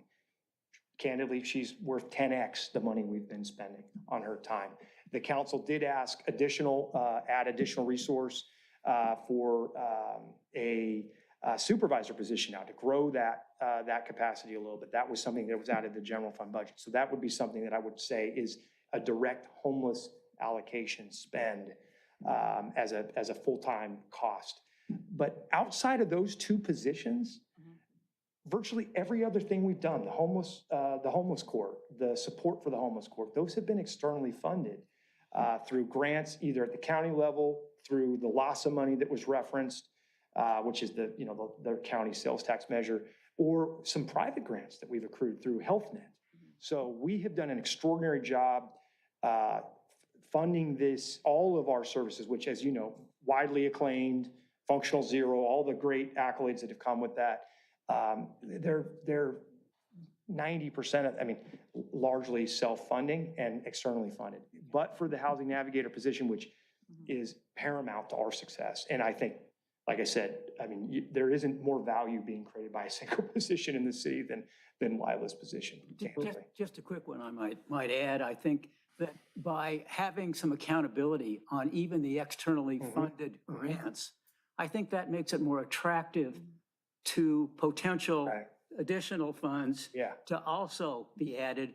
And also, I think if you budget and you manage and you create objectives that include those funds that are external funds, it helps to manage the funds that aren't external funds so that you can kind of combine and kind of multiply the effect. No question. I think there's some value in pursuing a system that actually does include.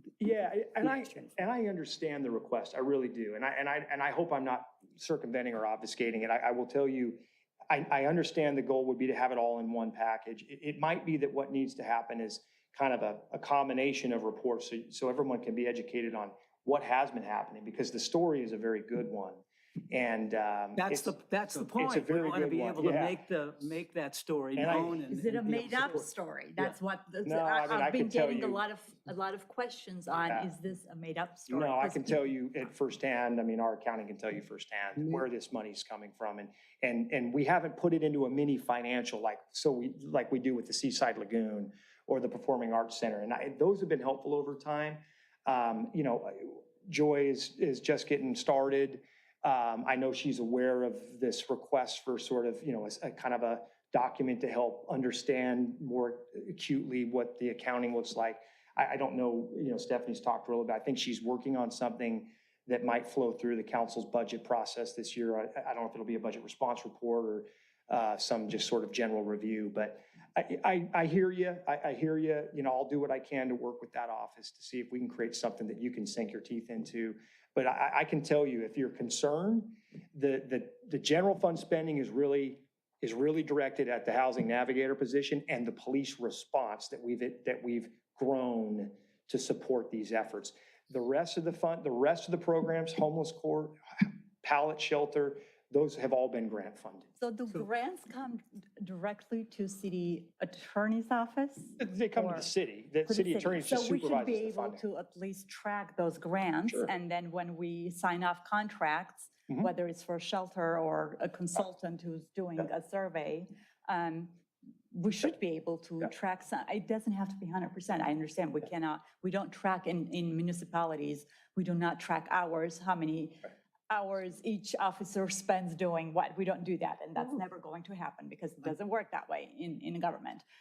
But we should be able to track the contract, the cost of contracts, for example. Yeah. So I think there's some confusion in what the ask is. It's not whether the project has been paid for or not. It's what happens if that funding goes away. And in terms of we don't track hours for people. Police department used to put a couple of officers in the mall, and it was a line item budget. And there was a sergeant and a couple of officers that were in a line item budget, and you knew that they were assigned 8 hours a day to the mall, and you could figure it out. If we have officers that are spending half of their time, or they're meant to be spending half of their time doing that, or we've got the city attorney's office that's spending 1 day a month working on homeless court, that's a cost, and it's something that we wouldn't be incurring, even though we're going to pay those people to be at work, whether they're in homeless court or not. It's something that's definitely attributable to that. And if funding goes away, that we've got to absorb that in our budget. And that was really the question, because what if the funding goes away? What are we going to, and the pallet shelters, They're paid for, operational costs are paid for. What happens if we don't have ongoing, are we going to wait until they're 50 years old like City Hall? Well, I would hope we'll have solved the broader crisis in 50 years. But no, that question is top of mind to me as much as it is to anybody, right? If we were to lose that third-party resource that we've been basically drawing on to cover these costs, are we prepared to absorb the $600,000 a year to operate the pallet shelter or whatever it might be into the general fund? No, we are not. We'll be faced with a very difficult choice. Do we continue the program? Do we shutter the pallet shelter? That's why it's created the way it is, to be ideally self-funding to a point where funds are still there because the need's still there. If the funds go away, ideally the need's gone away. We can't predict that necessarily to the day, but that's the hope. But that is a concern for all of us, obviously, going forward. Thus far, it does appear that stream of funding will continue, and we will continue to have access to it to cover our costs. But again, I think, the transparency question is a fair one. I think there are reports, if you really dig through the past budgets and if you go to the admin reports about the contracts that we've issued that have been associated with it, it'll talk about where the funds are coming from. I know, again, it's too much to ask anyone as a commission to pick and pull all of that, aggregate it and do it yourself. At some point, it'd be helpful to have that. Yeah, he did that. If there's Chair someone that's been Carmichael did that. responsible for this program from day one, they should have all those reports. We shouldn't have to go read through thousands of pages of city council documents to find it. The person that's been in charge should know how much it's costing and what resources are being allocated to it. Does the fire department need another rescue just in order to handle rescues of the homeless? Who knows? No, I can tell you no, we don't. And it's interesting that off the top of your head, and maybe it was a faux pas, but you said it costs $600,000 a year. How did you get to the number? Yeah, I mean, How does anybody get to the, is it 600,000 or $1.6 million? Yeah, I mean, it depends. You've got the wraparound services, you've got the security, you've got the mental health clinicians that are assigned to do So treatment. there are some things Yeah. that I think we can very definitely attribute to it, and we should be able to get a wrap around that with footnotes, just like you do in a financial statement, say, by the way, we can't put a number on this, but this is kind of what it looks like. Yeah, I think that reporting is available there. It's been created, again, maybe not in that centralized context that everybody's been asking about here of late, but that data is there. And I suspect when we get through budget, there'll be, if in no other way, here's a pallet shelter breakdown, here's a homeless court breakdown, here's what we spend on our housing navigator position, which, and now our supervisor position. So I think that information is there. It's just a matter of putting it together and having it available to everybody. And again, constructing reports in response to these requests takes time, and they obviously have a lot to do on their plate. So we'll see, if time can be freed up to do that here over the next couple of months. But certainly understand the request, and we'll talk to the city attorney's office about it. And hopefully we'll be able to provide you some, maybe it'll take a little bit, maybe we'll have to string some of it together, but start to give you some context. The same way I have context to know, there's several hundreds of thousands of dollars of service contracts that support the pallet shelter that are all grant funded. We have a health net, $3 million health net fund, a private grant fund that's set aside for us to execute the expansion of the pallet shelter program. I know that money's there. It's waiting for us to be spent. So, we see that, Stephanie sees that a little more directly than everybody else would. No one's just sat down yet and gone, okay, let's get it all out on paper for you in a single spot. So I'll kind of the just other note part of that quickly, question is, we're housing X number of people. We just got through cutting a contract to expand the homeless shelter project. How does anybody come up with an estimate of what does it cost for the next round? Do we just, at some point in time, somebody says, oh, we need 10 more housing units? No, that was presented as part of last year's budget when that project was approved. Yeah? Yeah, the estimate on the ongoing operating expenses associated with the expansion, that's in a BRR. Really? Yeah. Okay, I don't Yeah, recall. so there is, that's what I mean, there's information all out the other there. things, the personnel, the operating costs, pallet shelters, it was all rolled up, nice line items, says we're going to assign a cop to this, or a couple of public works folks to clean out the sinks or something. I missed the first part of that, Mel, tell me. No, I think what it was is there was a discussion, I don't know if it was a decision package or a BRR about what would it cost to expand the pallet shelter program? Is there external funding available to do so? And both of those answers were provided in that document. And we did obtain the Health Net grant to cover that expense. So the approval of the expansion was contingent on the city obtaining that grant, which we were fortunate to do. So, I totally understand the request. I think you get it. And I appreciate it. And it's something that, we'll see if we can get you some of that information. I can tell you though, from a general fund perspective, at least up until now, and I do think this will continue for the foreseeable future, our direct expenses are in the housing navigator world and the police officer world. That's where we've chosen to absorb direct general fund expenses. And I can tell you from my point of view, that has been money extremely well spent. For what it's worth. Any other advice for our city manager? One question. When are we going to see the prospective budget and all the supporting material? It will be delivered to the council middle of May. May 16, I believe, is our charter deadline. The way the week is lining up, I think Stephanie and I are trying to strive to get it out on May 15th, which is the Thursday, I think, if I remember correctly. So you'll, as soon as that gets in the council's hands, Stephanie will get you an email that gives you the link to the document. You'll get a capital project primer, kind of a list of projects that are being considered for recommendation. Not the final list before it goes into the proposed budget, but you'll get that at the end of the month in your joint meeting with the commission. I thought that in the last couple of years, there was some preliminary budget information that we received before it turned into the final form going to the council. No. Because in the past, we've been able to comment to the council. If we receive it after they get it, we can't do that. No, that's when you comment. So what I do is I come back to you in May and or early June and take your feedback on the budget that we then get, and you'll do your letter and you'll advise the council before they adopt the budget. Remember, they'll get my proposed budget in the middle of May.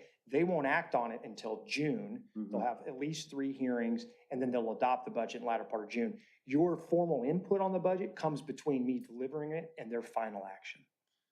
That's usually when you'll see me again. Okay. Yeah. Might be my bad. It seemed to me that we got it earlier than that so that we had more than one opportunity to discuss it. Because Yeah, otherwise typically we really what can't you'll get discuss is, you'll get the CIP doc Mhm. end of April before it goes formally to council. You'll get the deliverable of the budget. I'll usually come here or Stephanie will present to you what the budget entails, what my proposed budget entails. You then look at that. You'll usually take 2 meetings to then decide, okay, what are we going to say? Are we going to do it in 1 meeting, 1 motion? You've prepared and drafted those letters in the past. I like the following things. I like decision packages 1 through 60. I don't like number 49. Whatever it is, your letter then goes to council. They'll consider that as part of their hearing deliberations before they make their final choice. Okay. Yeah. And I should add one more thing before we close up today. I have appointed Stephanie Meyer as our finance director. Oh, congratulations. Congratulations. Late last week. Good choice. So we can drop interim now? Interim is off the that off. ticket. It's official. So Stephanie's done a great job. It's, all of you know, finance is a very challenging field. And appreciate all her efforts. She's done very well in her acting capacity. And we went through a full recruitment, broad process, had a full panel evaluate the various candidates before making recommendations to me. And I can tell you it was an easy choice. The panel unanimously recommended Stephanie and made my job real easy. So Good decision. Good decision. yeah, we're excited. So you'll get Stephanie for the foreseeable future. Good deal. All right, anything else? Any other? One other advice? suggestion. You did not say much today. That's because everybody else did such an excellent job. Okay. No other. You said a no other lot advice? today. No other advice, no other questions? Oh, I just wanted to add, there's no participants on Zoom and no public comments. Right. One suggestion I would make as part of your order of agenda is you bring Mike up next. I saw there were a few other items that were on the agenda that might be before Yes, J2. Yes. I think you might want to hear from Mike next in your order, just a gentle suggestion. Move to receive and file. Yes. Okay. Receive and file and with all our good advice to you. Yeah, listen, love the I mean, conversation. Ultimately, increase revenue so you can increase savings. I like that. Thanks for And a thanks for motion stopping and a by. second? It's worthwhile. Thank you. Thanks. I need a second. Second. Yetsy? Okay, thank All you. in favor? Aye. Thank you. We'll see you again. Right. We're on next item, J2. Information technology presentation by our IT director, Mike Cook. I'm next anyway. All right.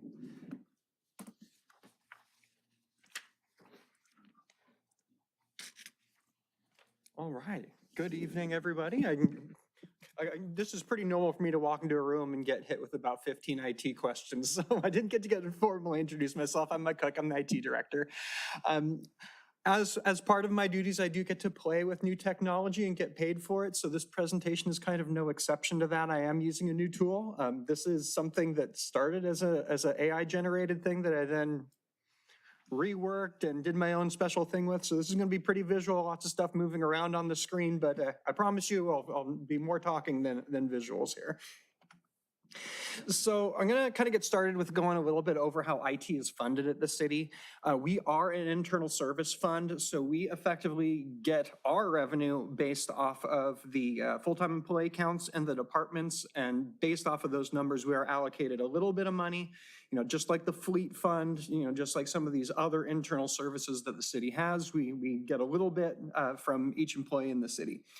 There are around 700 total people that actually contribute to the IT fund, and I would say about 550 of those are what I would call heavy users, people whose job it is to sit in front of a computer all day long, so they're effectively completely dependent on us to get their jobs done. So I wanted to go a little bit through kind of the way our budget is laid out. There's kind of two big buckets. One Mike alluded to a little bit earlier called the IT replacement program, and then we've got the core budget just like most departments have. So the IT replacement program is really, really crucial to how the IT shop does our business.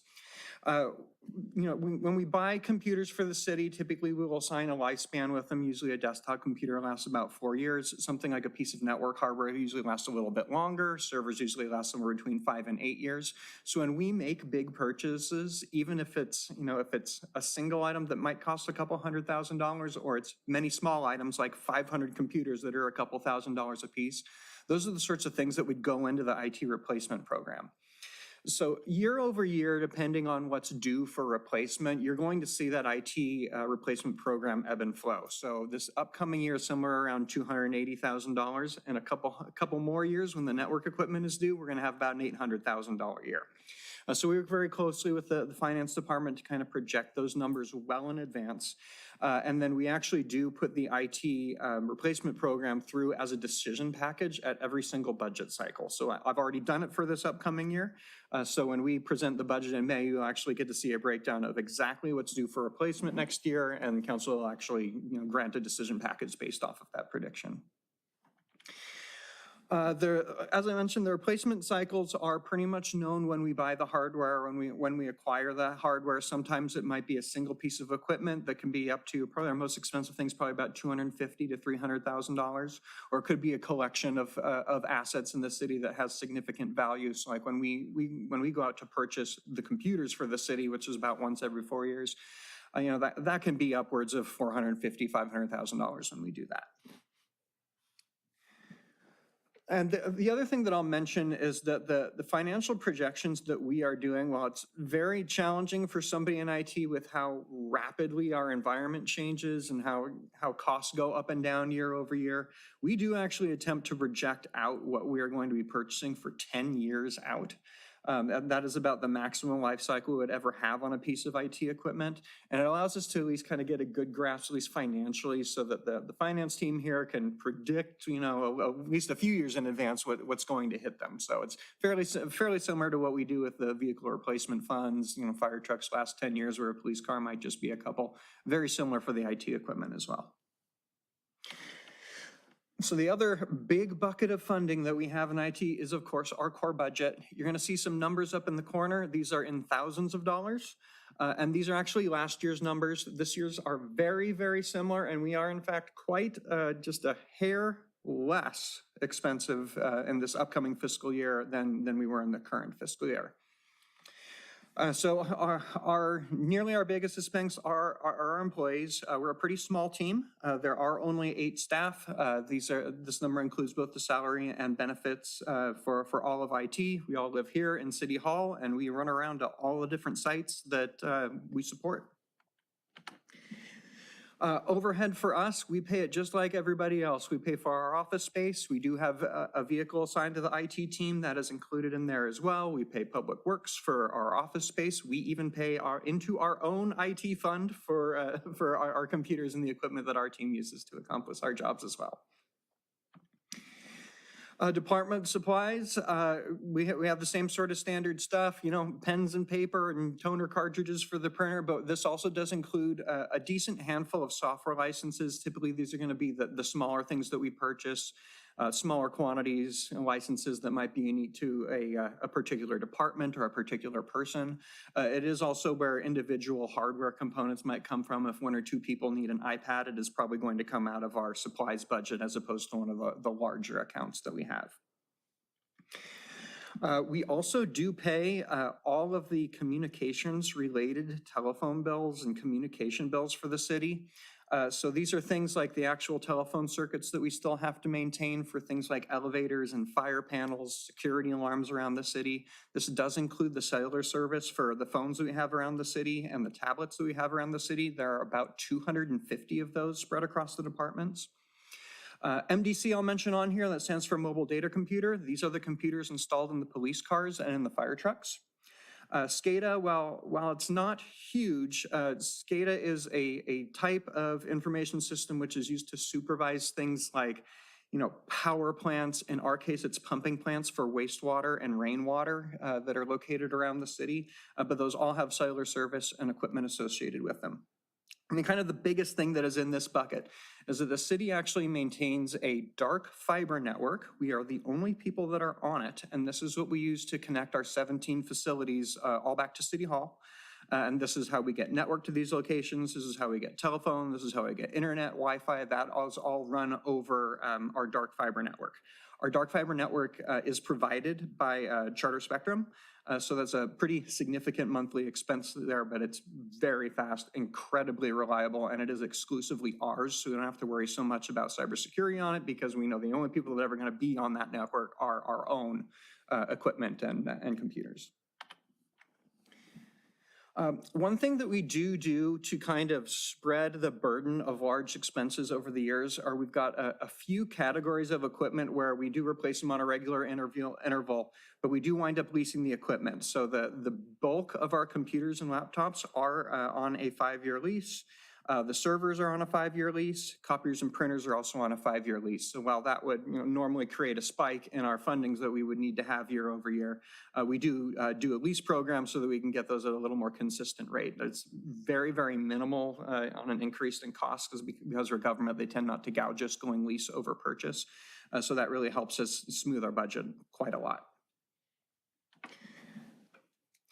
Maintenance costs are a pretty big line item for us.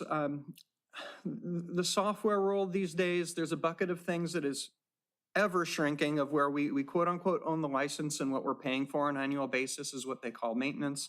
So support, software upgrades, somebody to call if something goes wrong. These are typically lower cost agreements. Our maintenance costs also do include some physical maintenance. So we do have data centers, we do have cabling infrastructure, things that need to maintain, things that get old that need to be replaced, and that is included in our maintenance budget. And then moving on to contracts, this is actually our largest account that we have in IT. These are what you may see coined as SaaS agreements. The city's Microsoft agreement falls into this category. Microsoft alone is about $300,000 a year for our Word, Excel, Office, Microsoft Windows licensing for the city. Tyler ERP is probably our largest application that we use across all departments. It is our general ledger for the city, as well as cashiering, permitting, licensing. Many functions operate out of the Tyler ERP. And then I'll mention FortiGate. I'm going to go into a little bit deeper on cybersecurity in a few slides here, but our FortiGate firewalls are also one of the larger expenses on there. They are incredibly sophisticated. With the cyber threats that are out there, this technology has grown and grown and grown over the last 10 years, and there is a price tag that comes along with that. One thing I did want to mention is we have partnered with a number of organizations. As I mentioned, we're a pretty small team. There are only 8 positions in IT, and we do have a handful of really strong partner companies that assist us with a lot of our technology needs. One of the big ones is called Tech Refresh. Tech Refresh is out of Orange County, and they are a very, very strong cybersecurity firm. They do provide our firewalls. They provide individuals for us to call if we have an issue with the firewalls. We've got an on-call agreement with them. If it's 3 o'clock in the morning and one of us has to run in and we can't figure out what's wrong, we can pick up the phone and they'll come running too. So they're one of our stronger partners and most important partners. A little more recently, we used to run our own print shop in the basement of City Hall, and we have more recently switched over to outsourcing the vast majority of our print services. We're using a couple of different vendors for that. We're using Canon, we're using Minuteman Press, and another company called Crisp Imaging. And that is helping us provide much better quality without having to maintain machines that might cost upwards of $100,000 a piece. And be able to do things that are better, faster, and present better than what we're able to do in-house while actually managing to save money year over year. So that is one of our bigger changes that we've made in the last couple of years and has been quite successful. Another is a company that is, behind that gray wall right there is we have an individual from a company called Pegasus Studios who has been helping us running our council meetings and commission meetings for a little bit over a year now. That used to be spread across a number of in-house folks that would kind of keep the room maintained and booted up in the morning, and then another individual who had been in the booth at night running the meetings.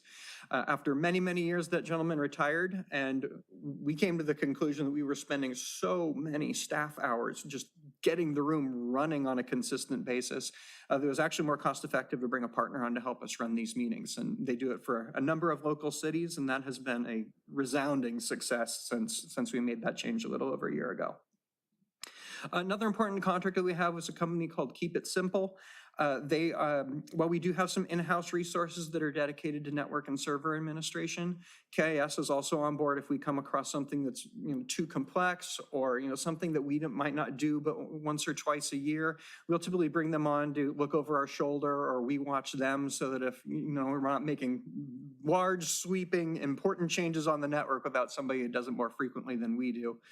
They're a very strong partner that I've actually worked with at a couple of different organizations to help keep things secure and efficient. So that's kind of our budget in a nutshell. I wanted to talk a little bit about the services we provide. The numbers are pretty incredible. We do quite a lot with very little. There's 733 user accounts in our directory as of last week. We support about 650 desktop and laptop computers. There's about 850 monitors across the city. Copies and printers are around 80, 75 servers and shrinking. We are also at around 75 emergency vehicles and counting, and we get to do some pretty cool stuff. We are currently in the process of speccing out how to get the 3 boats at the Harbor Patrol facility outfitted with MDCs, just like the rest of the fleet. So that's been a fun project. About 500 telephones, 50 of those lovely call attendants everyone loves to dial the numbers and get to their department through. And then we've got a number of special circuits. I've already mentioned the smartphones and tablets, and we do average over 200 service requests per month to the IT shop. I don't want to go into too much detail on the infrastructure, but we do support, the myriad of network switches, firewalls, networks, wireless access points. As I mentioned, there's 17 facilities that are on our dark fiber ring. So these are all full service facilities, from the Wi-Fi in the building to the telephones and computers on people's desks. Those are all provided for and maintained by IT. We do have a number of outdoor networks as well. We have outdoor Wi-Fi at the Seaside Lagoon site. We have outdoor Wi-Fi on the entire triangular shaped pier, as well as the International Boardwalk. And we are in the process of building Wi-Fi for the pallet shelter up the Kingsdale Transit Center. On the application side, there are about 250 total. About 100 of those are associated with the police department. And I mentioned all the big ones already, Microsoft for email and collaboration, Tyler Munis for ERP. Our Laserfish content management platform has about 3 million documents in it now and counting. We do provide the digital signage for the city, as well as Access Redondo and the redondo.org, which is also now redondo.gov as well. Website and email addresses are supported by our team. So our current projects, they're all over the map. Some of our projects might have us replacing specific pieces of equipment that are due. Others are analyzing things like, what are we going to do long-term for bringing artificial intelligence to the city? Or what are we going to do to, get rid of all of the paper that is running around the HR offices? So we get to work on a variety of things is really what keeps it interesting for us.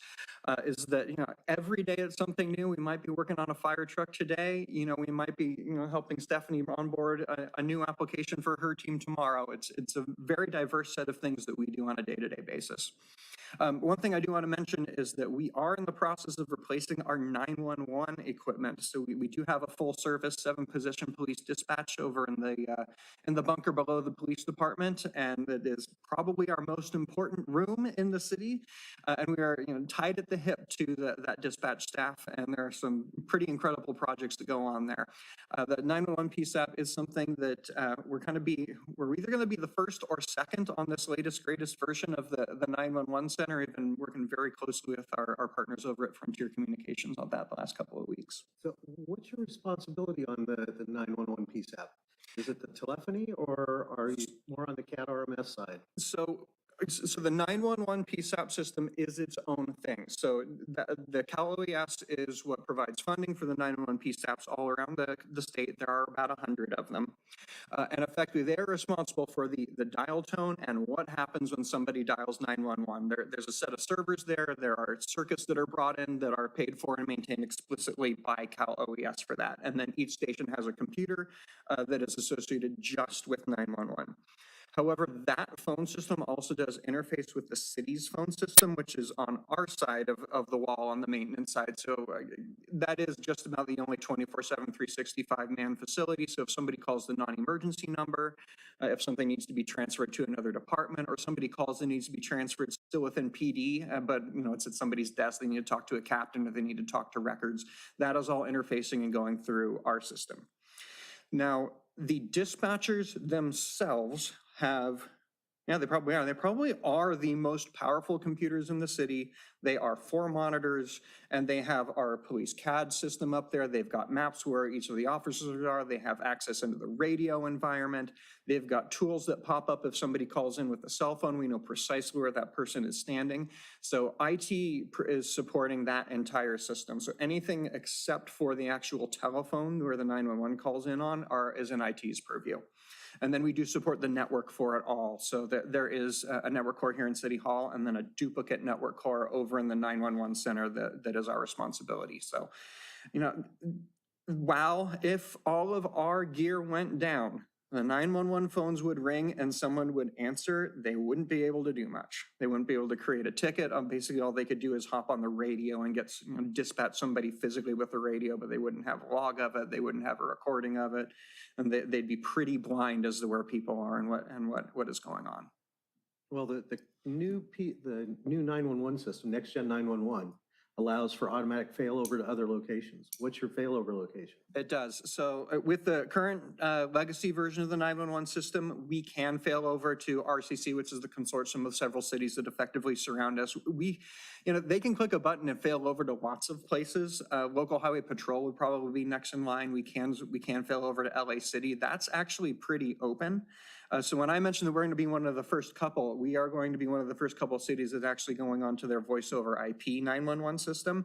And that will effectively allow us to transfer services anywhere in the state. And as you mentioned, that will be automatic failover if we lost something like an internet circuit, or for whatever reason, we lost power and emergency power didn't come on. That is one of the big pluses there. One of the other big pluses is because our phone system is modern. Our phone system is voice over IP. All the servers are in the cloud. Because of that, we have to maintain some pieces of hardware physically on site to integrate the phone systems. And with 911 going VoIP and going cloud, we can eliminate those pieces of hardware, which are, while there's a little bit of redundancy there, they're kind of the thing that I worry the most about, like hardware-wise, design-wise, because if we lose one or two of those appliances, we are unable to transfer phones and we're unable to answer the non-emergency line on the 911 system. So really looking forward to that project coming together. Thank you. So I wanted to keep a pretty high level on cybersecurity, but I know that was of interest of the group. I have a simple definition here, but it means a lot. Cybersecurity is, it's everywhere. It is not just the technology that IT, puts in places. I view it as a combination of the people that we work with and the people that work with our systems, the processes which we follow when we're using those systems, and the actual technology pieces. And then kind of the by the book definition of cybersecurity refers to confidentiality, integrity, and availability. So confidentiality is typically what happens and makes the news. This is when you have something confidential and that record gets exposed. That is a breach of the confidentiality. A breach of the integrity would be you have a record that's stored in your systems, but something has happened to it and you can no longer use it. So you also see ransomware very frequently in the news. That is a type of attack which gets your information and renders it so you can no longer read it. It's still there. It could potentially be put back to the state that it used to be in, but its integrity has been destroyed, and thus you've either got to do something to get there or restore it from an older copy. And then availability is the simple, it's not there anymore. I can't get to it. It's broken. I can't turn it on. I can't connect to it. So those are kind of the three things that we're trying to preserve when we talk about cybersecurity.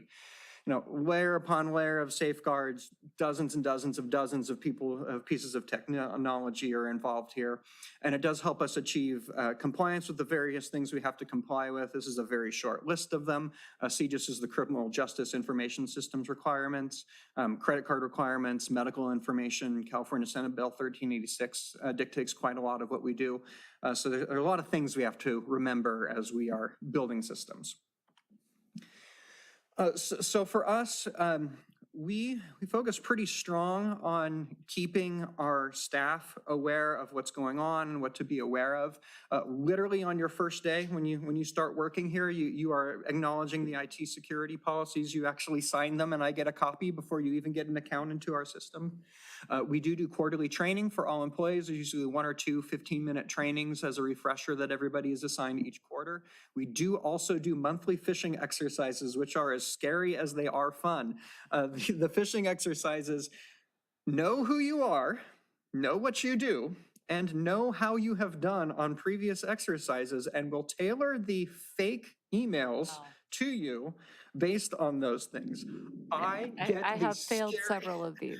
I personally get the scariest fake emails you've ever seen, and they are near indistinguishable from real ones.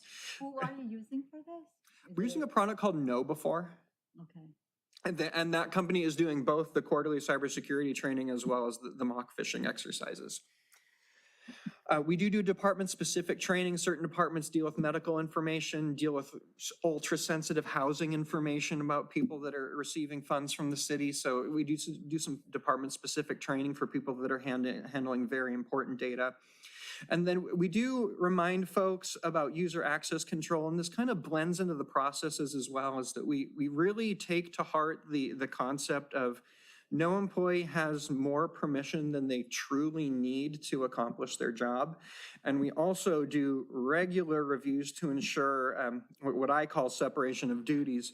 So like in the financial systems, you want to make sure that no one person can cut a check and also delete that check off the general ledger. So we're really taking a look at some of those really important roles about who can do what, and making sure that there's no overlaps, as there's no excess permission given to individual people.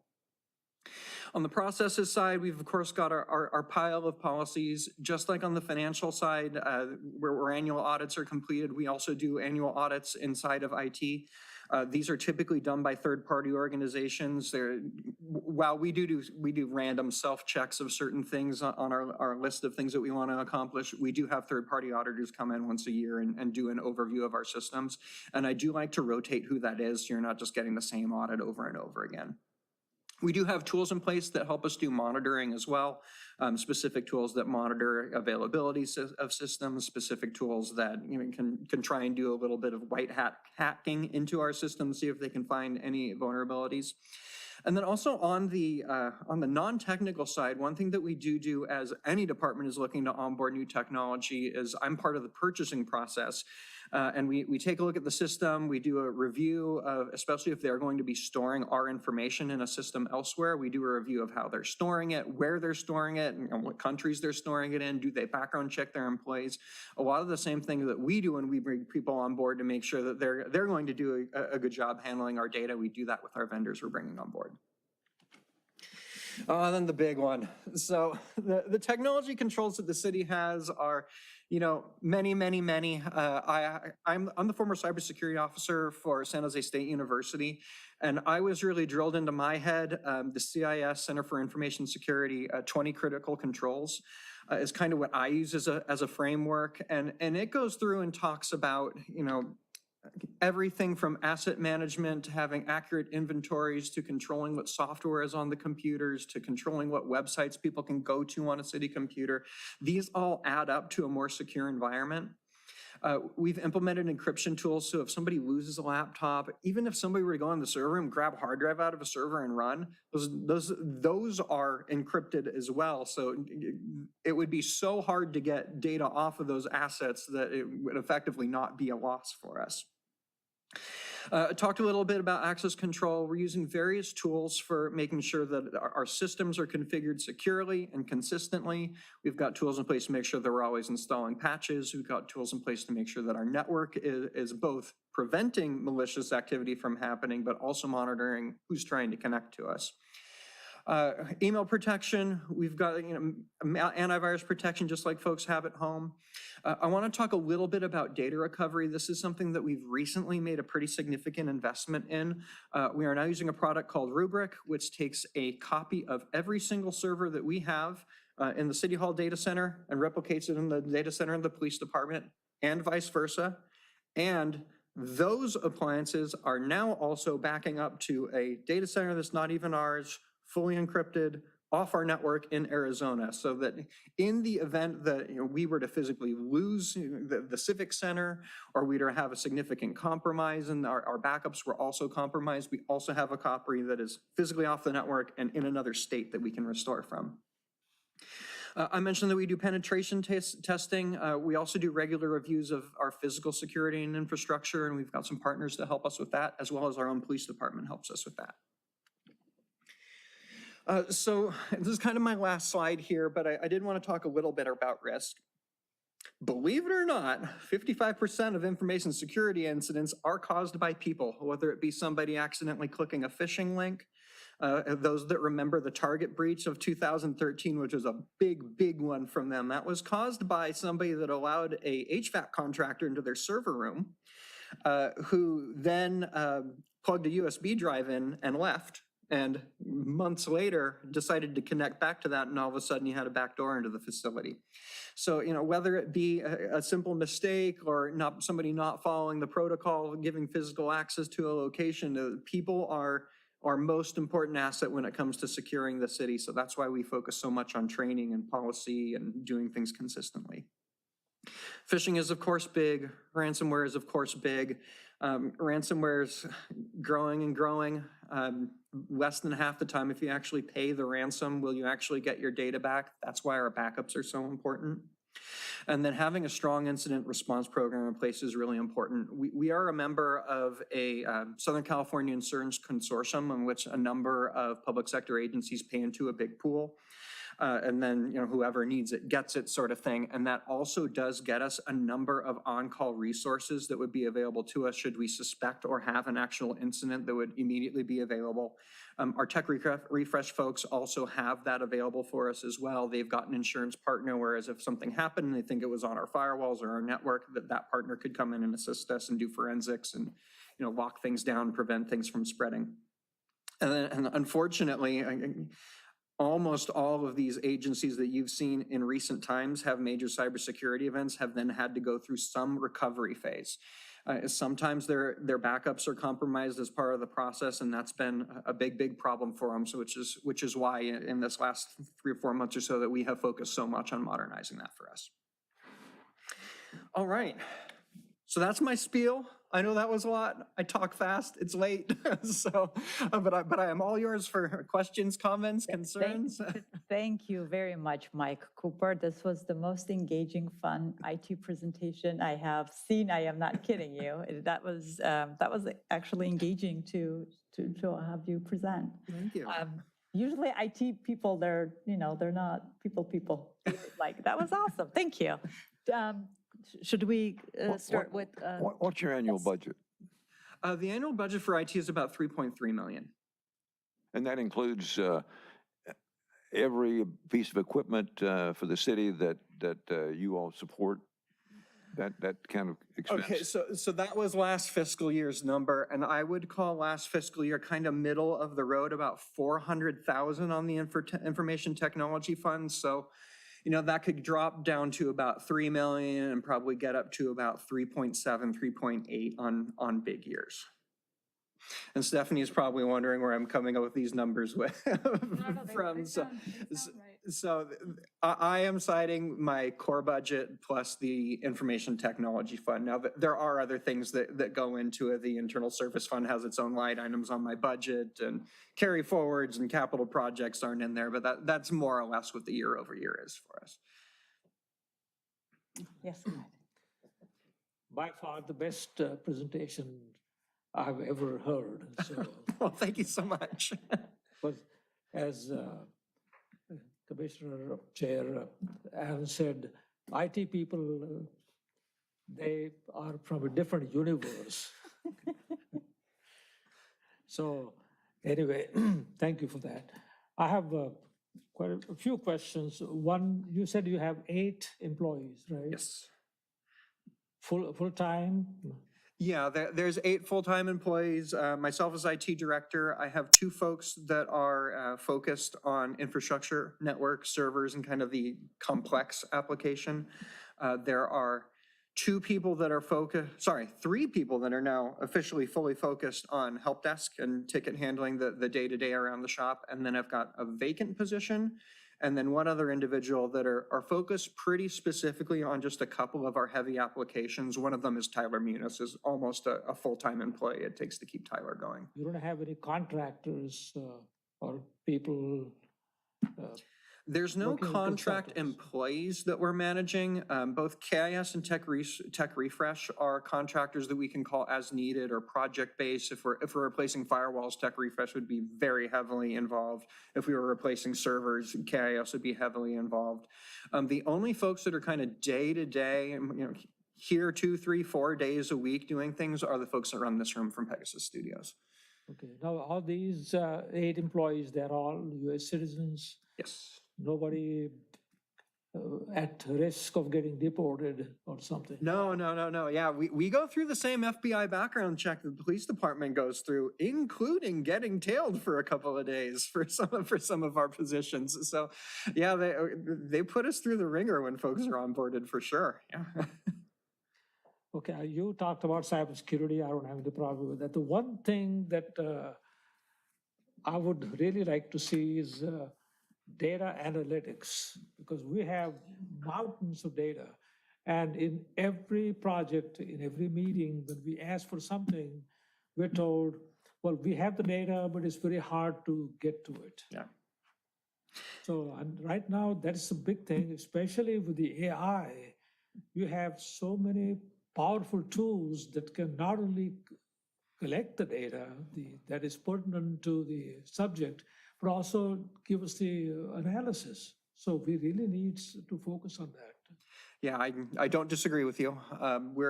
We are at a place in time where some of these tools have now caught up to a point where they can look across multiple systems and be able to put some very useful information together. One product that comes to mind is, and you guys may have seen it come across on some of the, I know for sure there's an upcoming budget item on it, but there's a product called Peregrine that the police department has implemented it in the last 10 months or so. And Peregrine is an AI-based tool that can reach into, PD has dozens and dozens and dozens of systems. It can reach into our computer-aided dispatch system. It can reach into where we're storing our body camera footage. It can reach into the county's databases, and it can do data mining. It can make correlations between these things, and it helps them see things that they wouldn't have ever been able to see if they had 10 individual platforms together, like looking at them separately. It puts it all together and makes it much more useful for them. That's one of the newer pieces of technology that we've brought onto the city. It's been here less than a year, and I could see several departments benefiting from tools like that. Okay. You have uniform platform, at least for this city, right? For what? For the whole system. So that means the fire department doesn't have a separate data center or a separate. Oh yeah, correct. Yeah, it is pretty interconnected. consistent across the city. So there are really only two places where servers live. One physically in the basement down here in City Hall, and then in the basement in the police department is the other location where servers physically live. And the concept there is if we were to lose either location physically, whether it be power, somebody accidentally cuts a fiber somewhere and takes it off from a network perspective, that everything would still work. Now, the IT field is probably the fastest growing and fastest changing field because of the technology. It is. Have you looked at what the other cities are using? What are the best practices? Because this is one area that can have tremendous improvement in spite of the fact that we have done so much. So, yeah, the short answer is yes.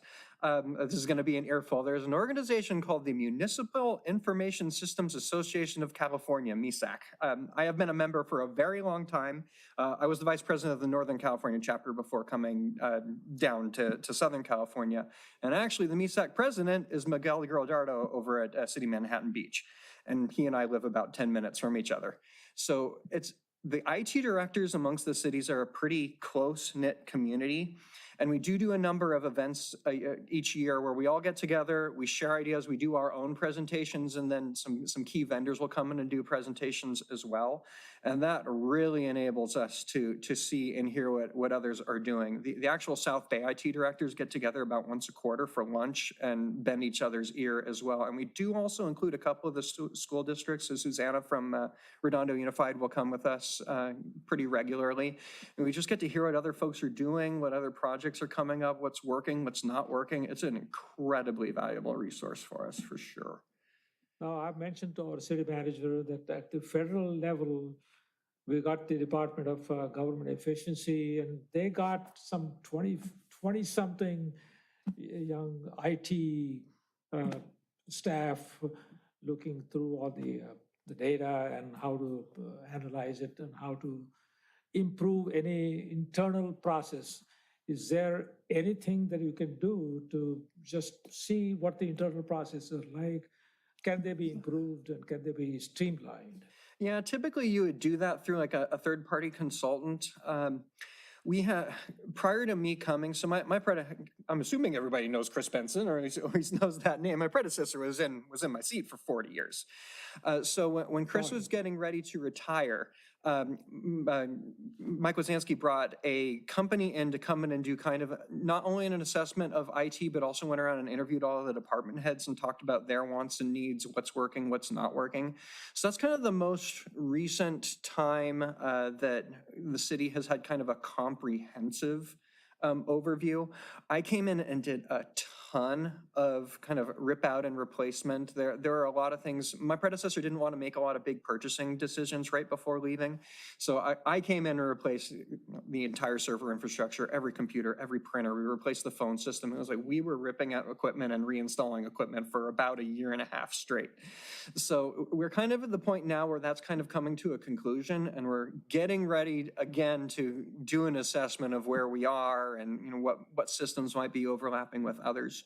Like as my general opinion off the top of my head, there's not a lot of overlap. There's not a lot of waste. The budget is pretty well dialed in to, we build a little bit of buffer in for things to increase year over year, but everything is pretty well dialed into individual items that we know we're going to need to do in the next year as we do our budget.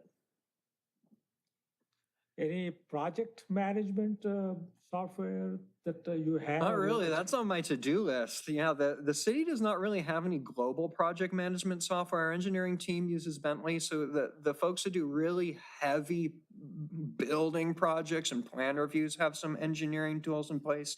We've got Bluebeam for about 30 people that is being used for plan review and plan check.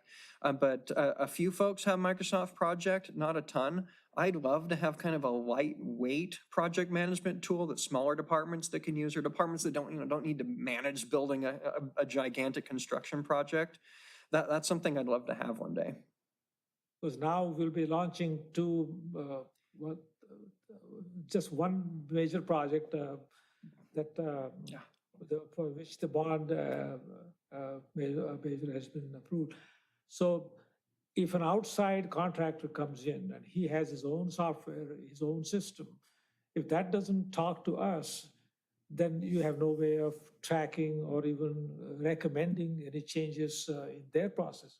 Yeah, that's very typical, especially if we wind up doing design build. It would be very typical for either a primary contractor or a design build contractor to come in and want to use their own tools. And typically they're going to use something big and heavy and expensive like Oracle Primavera or one of those big tools. I've worked on a couple of projects that were like that, where afterwards we were able to get an extract of the information for our own records. But that is certainly something we're going to have to discuss as we start having those conversations about how we're going to interact with whether it be the GC or a design build contractor in that arena. It's going to be very important. You got to be able to communicate. The two systems have got to be able to communicate with each other. So you can get the data that you want. They can do what they want with the Okay, that's about all I have for now, and I wish and hope that you will come here more frequently. This is fun. Thank you so much for having me. Commissioner Great questions. Sheldon? Yeah, no, I No advice for him? think Mike, Mike did a terrific presentation. I'm very impressed with the way that you've set things up, and I'm very pleased with the fact that you're managing our IT group. Yeah, thank you so much. This is one of the most consistent, this is absolutely the most consistent environment that I've worked in. I've been in higher ed, I've been in agencies that had kind of, money and power pockets all over the place, and you wind up with a bunch of duplicate systems. You wind up having to, manage multiple platforms just because Department A doesn't like something. And things are very consistent here. Anybody from any department can sit down on a computer in another building, sit down, sign in, and it'll be just like they were at their desk. It's pretty amazing what we've been able to accomplish at this city to make things easy for folks. Commissioner Samples? If you could do one thing for me when you get through doing the 911 system, because I know that's a mess. I'm dealing with 3 of them right now. But somehow work on our city website and the data mining within that, trying to find whether it's financial data or other information. Doing a search is a nightmare. And I know part of the problem goes back to some of the archaic ways that material was archived, but please give us a hand. We have had some interesting conversations about that. That's coming up in strategic planning, I can guarantee you. That's all I've got. Thank you. Great presentation. Thank you. Commissioner Odom? No, nothing. Nothing else?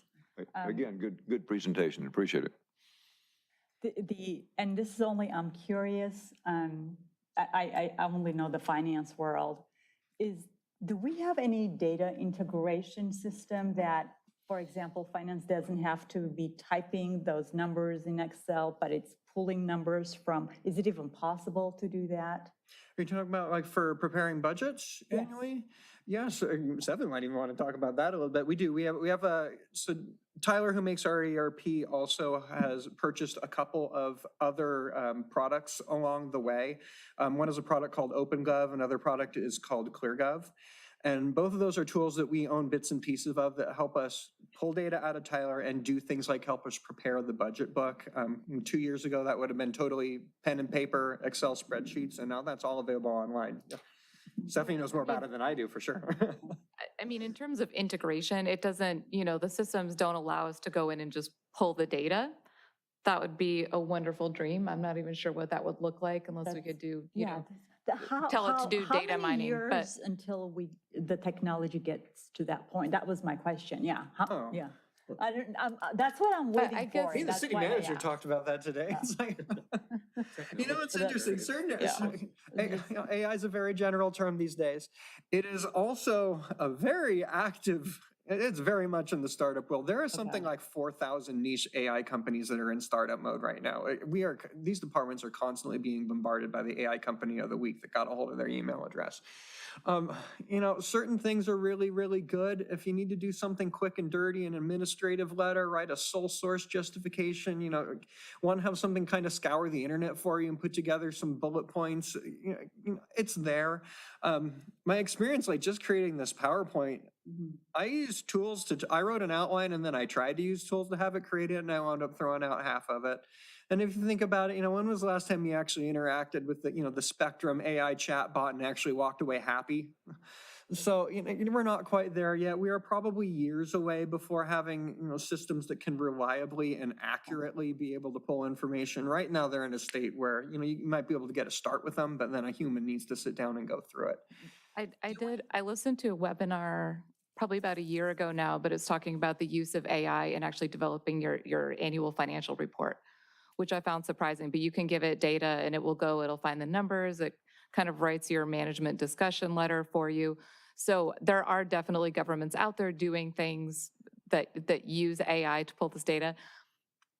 I'm always a little, No, it's scary. hesitant about, this is our financial information. Obviously, we're going to make it public at some point, and, we want to be transparent as public. But I think, to Mike's point that there's a lot of these and it's very experimental, I would love to be able to find ways to use it that are a little more targeted, like you're saying, and so that we can use it effectively without, just make sure we know what we're doing.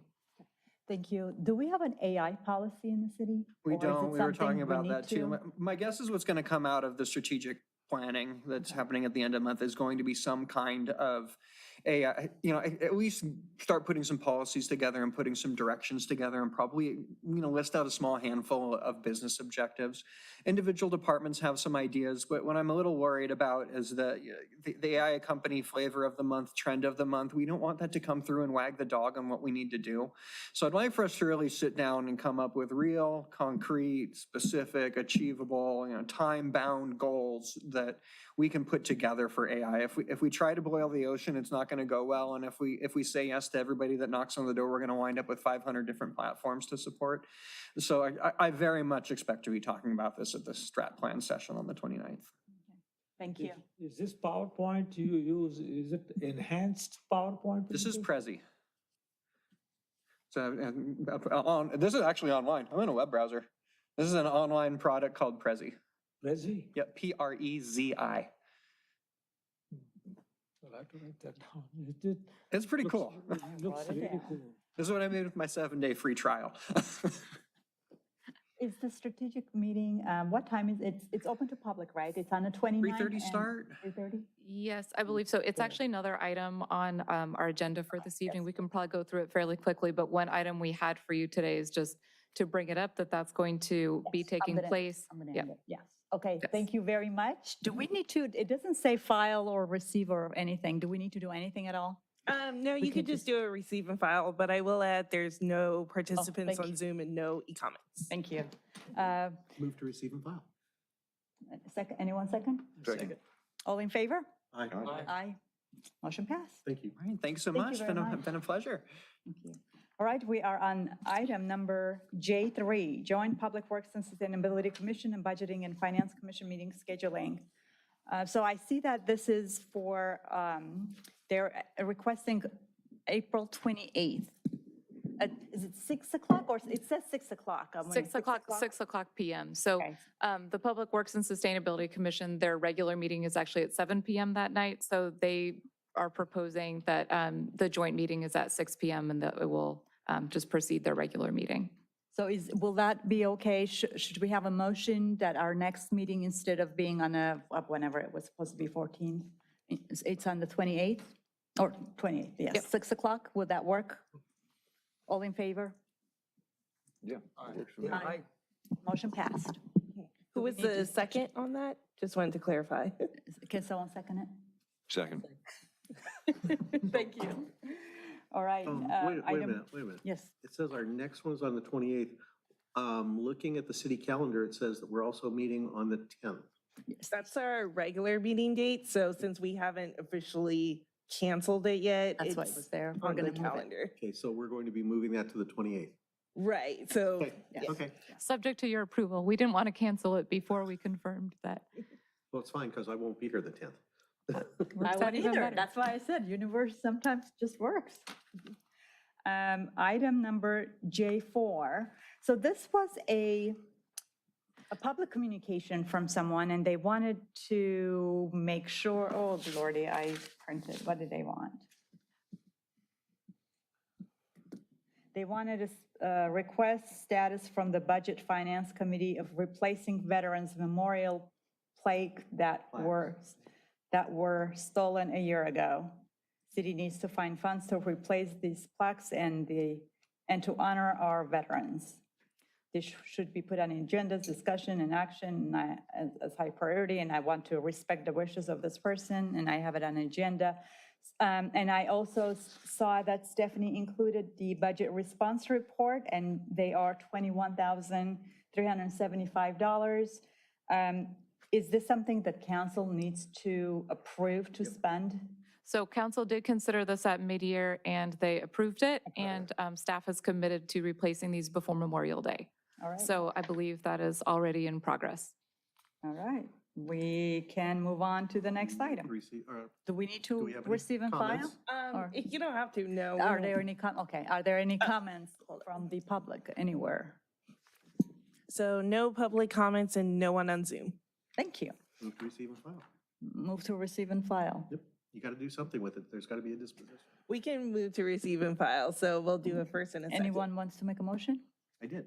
You did. Oh, you did. Second. Second, okay. All in favor? Aye. Aye. Item number J5, discussion and consideration of the city council strategic plan. All right, Stephanie, it's all yours. Okay, so again, this item is just to make sure that we make all our commissions aware that the strategic planning session is coming up. This is pretty important time for our city council. Again, we have a few new members, so this is when they get together, they discuss priorities, and they set staff's work plan for the next year. And then they will receive monthly updates from city staff, and they'll meet again every 6 months to kind of review and refresh the goals. As part of this, they are looking for input and recommendations from the commission. So we wanted to put this on here to give the commission a chance to discuss any priorities you would like, or discuss the process of expressing your priorities to the council before the strategic planning process. So it is April 28th. I believe it's at 3:30. I can confirm. I did not put this in this report. But yes, it is open to the public. Anyone is welcome to come and to participate. But I think your recommendations have more weight coming from a commission. We'd ask for this probably a week in advance. If you provide the letter a week in advance, we then include that with the council's agenda packet, and they'll consider it in advance of the strategic planning session. So know if you want to have the discussion tonight or talk, well, Well, it the has to floor be- is yours. I guess yeah, it would have to be tonight. So the discussion has to be tonight because our next meeting is not until the day before. Although I will say, well, yes.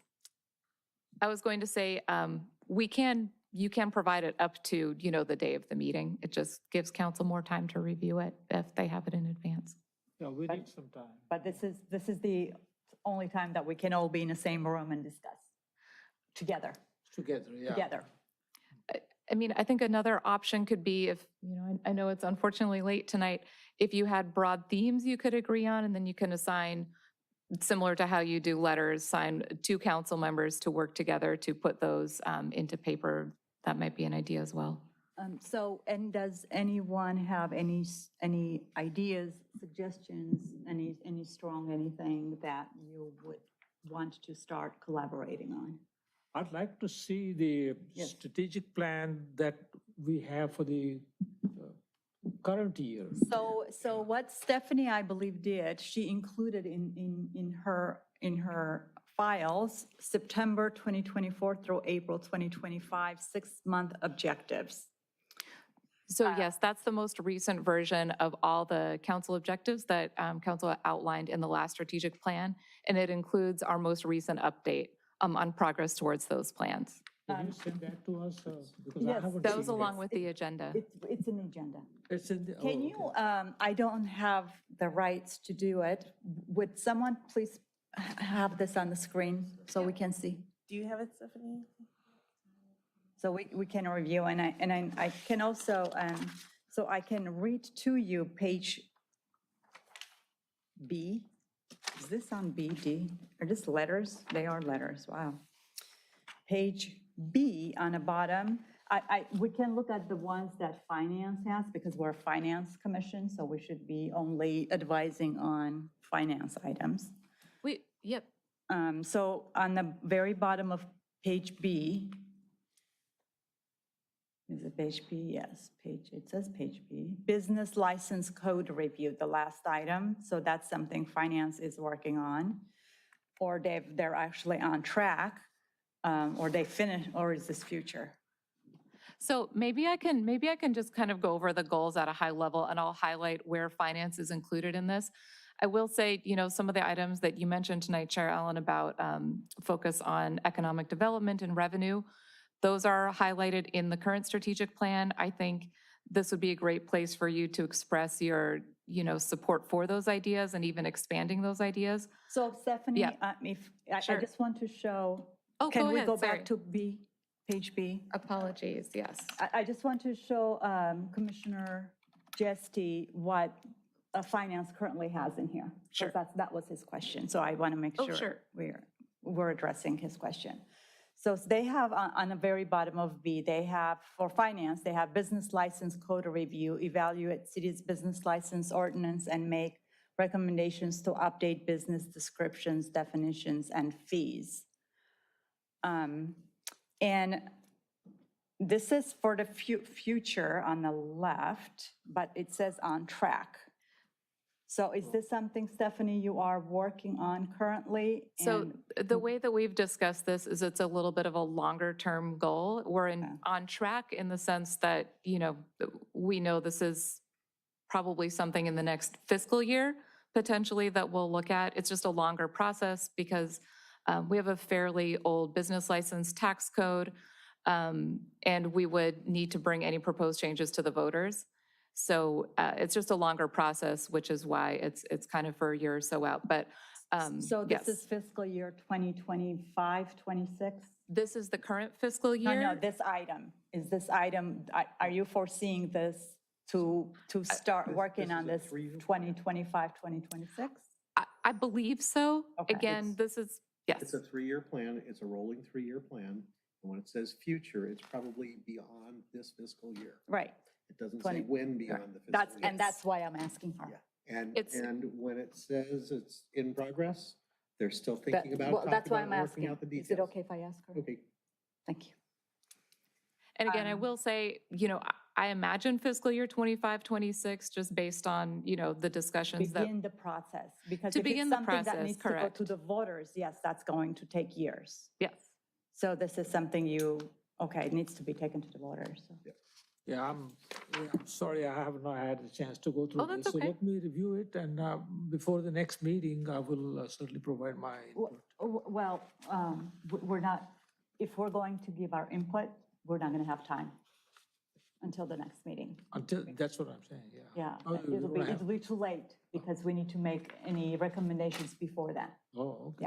Yeah, that's why. And then if you go to page F, please, item 6 in the middle, kind of. I believe this is staffing needs assessment, provide city council with a report on the cost of adding staff positions to the organization that would enhance critical city services. Which do we have any, or you've already finished this, so which word? We have not finished this. I believe this is another in progress. This one says by April 1st, 2025, and it says on target. That is not quite, that is not probably 100% accurate, as we have Okay. not completed this yet. The idea, I think, behind this is that council said, look, we're asking staff to do a lot of things. A lot of times we hear we don't have the staff to do this work. And what they want to Which positions?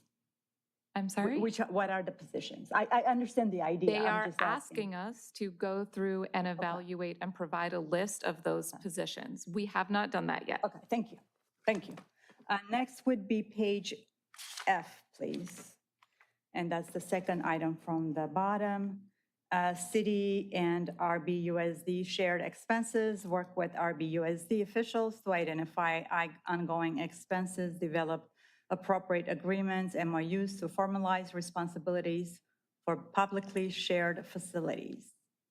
And this says it was due March 1st and they're on target. Which were the facilities? Or the For facilities? publicly shared facilities, I don't have that off the top of my head. Okay. Yeah, I don't have that off the top of the head. No It's like problem. park facilities. Okay. And I believe, like park facilities, I believe the school district can use our libraries. The city has access to some of our school buildings to do recreation programs. So we do have a list of those specifics. I don't have that in front of me, Okay, but no problem. And you have already completed developing the agreements and MOUs? that's in progress. That's in progress? Yep. Okay, in progress. So those were examples of, Yeah, I got it now. of what, I'd just like to point The out, strategy. in- Yes. in the very last column on that line, there's a discussion or there's a description of what's going on.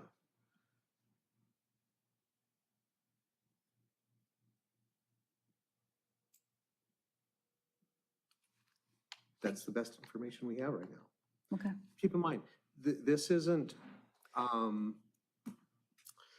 So these the aren't only hard reason I dates read, that are inviolate. They are so the target only dates. reason I read those is just because Commissioner Jesti asked if there is an example, and I wanted to show him an example so that we all have an idea what it is that we're trying to achieve. That's all. Do we have any advice for council? Or we're the useless committee? No. That's what if we don't have any advice, then we do not. In my experience, city staff does a pretty good job of identifying where they think things need to go and where they need to get to as major projects over the next 3 years. Whether they can make the target or not, it depends on finance and personnel and so many things.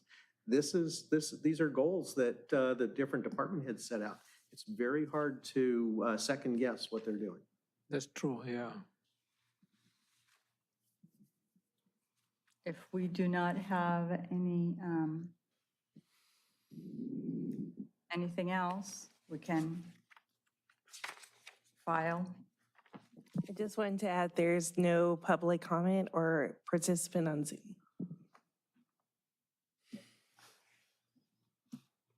If you can think of anything, email me and we can create a subcommittee on this. If, I know this is kind of, Can't create a subcommittee unless it's here.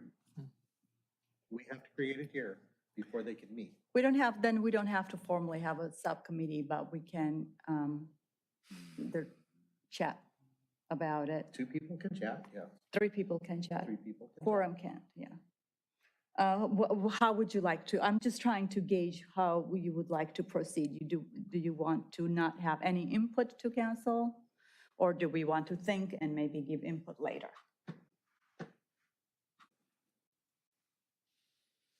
At this particular moment in time, I don't think I have anything to add, so I'm open for whatever else you Okay. want to do, but. Okay, anyone else, do you want to think, maybe later come back? You go, next week you come back and say, oh, we can do this. And I don't want to say, oh no, the time is up. Yeah. Keep in mind, if 2 or 3 people get together and talk, and you come up with some ideas, you can present them to the city council as your individual ideas. You can't present them as part of this committee. Yes. Because this committee didn't set up They did not a vote, yes, subcommittee, yes. and we're not aware of what you're doing. So the other alternative would be if we send it to Stephanie and then Stephanie can send it to everyone and then get your Nope. concurrence that way. I don't think so. I don't think that works. That's She can send deliberating it to you. off. Yeah, but if she sends the same material to all of us to decide on, then we're circumventing the Brown Act. I think it would be if she sends it all as informational, but you don't act upon it. As long as you don't, As information, yeah. if she sees you, if she's not engaging you to have a conversation, she's just asking, Well, hey, would you be okay if we, We may need to ask the city clerk as a point of protocol. I tend to agree that if we're asking for any type of input at that point, it becomes a discussion. Yeah, I think it's only one way. So if an individual, you were to send it to Stephanie, she could just forward it to city council, I believe. And to the rest But- of the group. And yeah, to the rest of the group, but not as far as creating the discussion or feedback on what is sent. Yeah, if she sends it out to all of us, we can look at it and read it. We just can't respond to her. Correct.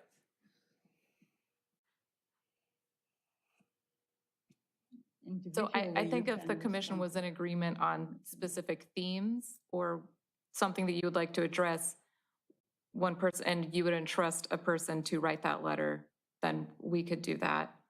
I think that would be the logical approach. But I think we have to come up with as Stephanie said, a theme or a topic or a subject. Can't just make it open-ended and say, dream up something that we're going to send to the city council. No, that's why I'm. But what happened to the letter that we were putting together So we for the put- homeless, administration of the homeless kind of? So after that letter, Uh-huh. and which we're going to go back and that's H1 and we'll talk about, is it okay if we talk about it in H1? Oh, okay, well, I was just going to say that Okay. for me personally, I think that's a very strategic Mhm. item Mhm. that the council should be made aware of our feelings. We've already taken some steps towards that, so Okay. if we're going to be picking that up later, then. Okay, Well, but okay. the question Um, is, do we want to make that part of our comment regarding the strategic plan? Or we do have an agenda item here that's to discuss homelessness funding. And do we want to make it a letter or other communication directly related to that agenda item? Good question. I just wanted to raise the fact that I thought that was an important issue. Mhm. I mean, we've got But- 2 more agenda items here Yes. that you could say something about it in the strategic plan, but I don't know if that's where we want to spend our We energy. can, Just making the suggestion that we take it forward, that the format of it, is up to the group to make the decision on.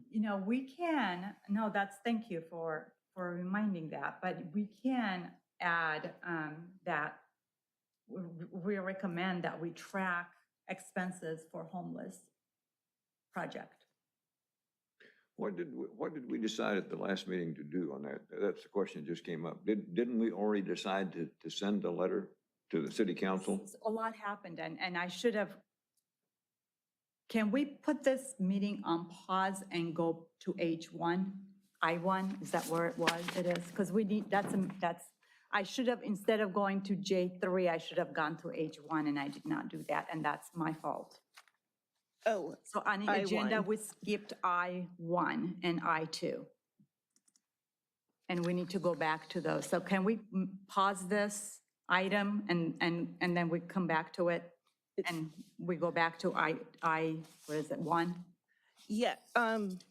Just for clarification, would you want to sort of close this item and just continue item I1? Because we could do that so we sort of keep an order. We want to pause, I don't want to close it because we want to come back to it, depending on how I2 and I2 goes. Okay, just as a motion, Sure. maybe we should just do Yes, a motion can we and have a second. motion to continue this item after I2? So moved. So I second, all in favor? Aye. Just because we took a motion to approve the order of the agenda. I skipped a couple of items. I get should that. not have. That's my fault. Okay, item I1, homelessness funding. So last time we requested staff to come back with, can you open that grant Yes, fund that you created? yes. So Stephanie came up with numbers, how much grant we have received, and is this how much we've received since when? So these are our Inception? currently active grants Okay, as of this fiscal year. Several of these grants we received in the prior fiscal year, but for simplicity and for kind of a snapshot, which I believe is what the commission was looking for, I just pulled our active current grants. So we can talk through these. I can give you a little idea of what we, what the related spending is. But you can see we have about a little over 4 million in our active grants. We've spent about 36% of that to date. now, so the next, I remember when I requested this, it was kind of, we were doing baby steps because we're trying to track where the spending is, where the homeless revenue is, and where are the expenses. So the next step would be the spent through March 2025. So out of 4 million, we have spent 1.5 million thus far. So that means we still have 2.5 left.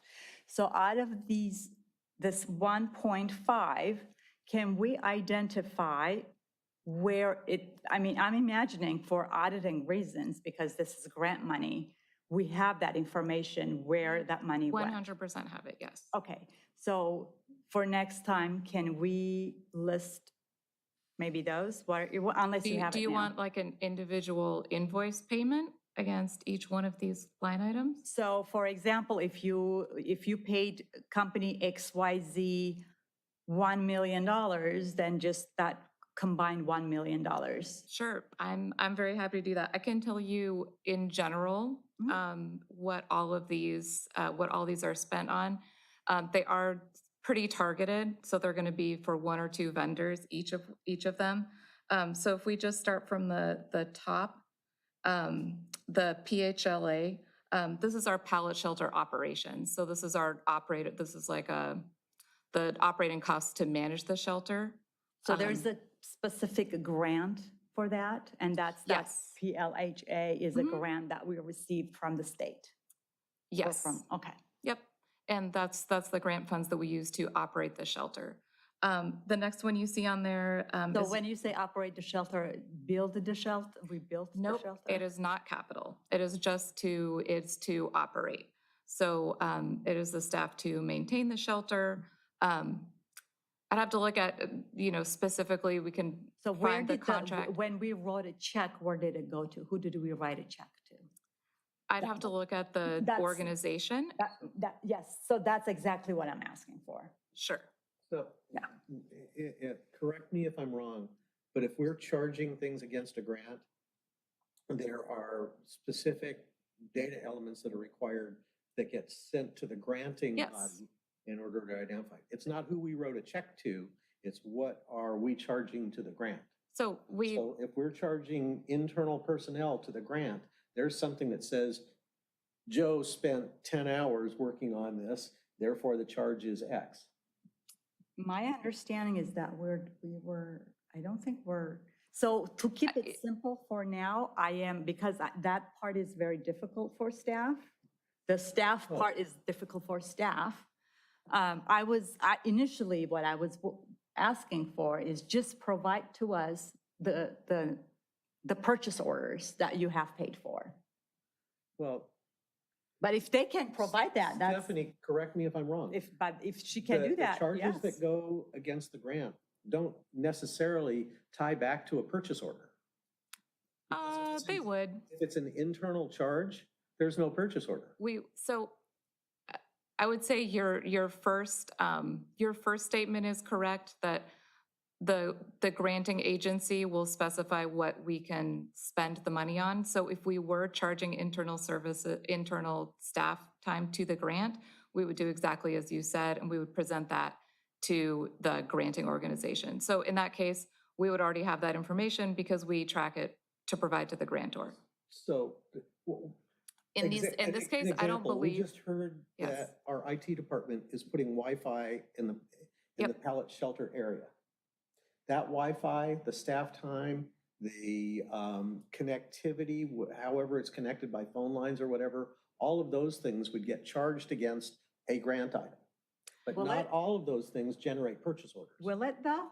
Will the staff time get charged to that grant? I don't think If it's it allowed is. in the grant. But they're not doing that. And that's what she's saying. We don't know. Well, that's why I'm having this. That's why I'm doing baby steps. So my understanding, and please correct me if I'm not understanding it correctly, the software in the example that you provided, the software would be charged to this account, but not the staff. It depends on the grant. It depends on the grant. Okay. So So for this, if it depends on the grant. okay. So If we could charge staff time directly to the grant, we would charge staff time directly to the grant. It depends on the grant. And again, we have all that information in the backup. It is not in front of you, not because I don't want to share the information, not because the city doesn't have it. It is long and tedious, and when you look at it, does not necessarily. Okay, that's why I didn't want It's not the most user-friendly. I understand. That's why I did not want to go to that route. And what I'm trying to do right now, exclude staff time and just focus on the purchase orders. Well, Sure. What are we trying to get at? Because I'm not sure that we want to determine whether we appropriately spent grant money, because what we're doing is we're correlating expenses to grants. We're not correlating expenses to what is the cost of doing business. But that gives us a data point towards that. Now, what happened, and this is that you might not, you probably don't know this, and I should have shared. So after our meeting, I guess there are people who watch our meetings, which I was not aware of. I was contacted by several people, and they were very upset that as a committee, we are unable to track our homeless expenses, because that's our role, is to oversee and advise and figure it out. We had another committee chair, Austin Carmichael, who is the chair for Public Safety Committee. Basically, he with I guess someone that he works with, calculated and came up with a lot of figures. And it's all, Stephanie, would can you pull it up, open yeah. it, please? Just tell me which So, file. Would you like the long, Word document file? We also have the Excel sheets. I'd like to share all of them. So let's start with whichever will. So he has a summary. He wrote a summary of what he's done. He spent a lot of time on this. So this is, I mean, I'm not going to read this now because this was in the files. Can you open the next one, please? I just want to give examples what was sent. Just a quick question. What actually are we looking at here? So he did the numbers. Well, he is who? I just said Austin Carmichael, who is the chair of public safety. Redondo? Yes, Okay. yes. So he took it saw- upon yes, himself to write up a little. Yes, Okay. and he calculated everything. Okay, and we're just getting it right now? No, we had this, we had it during It the was- last meeting, but we didn't have it in our files. It was not public record.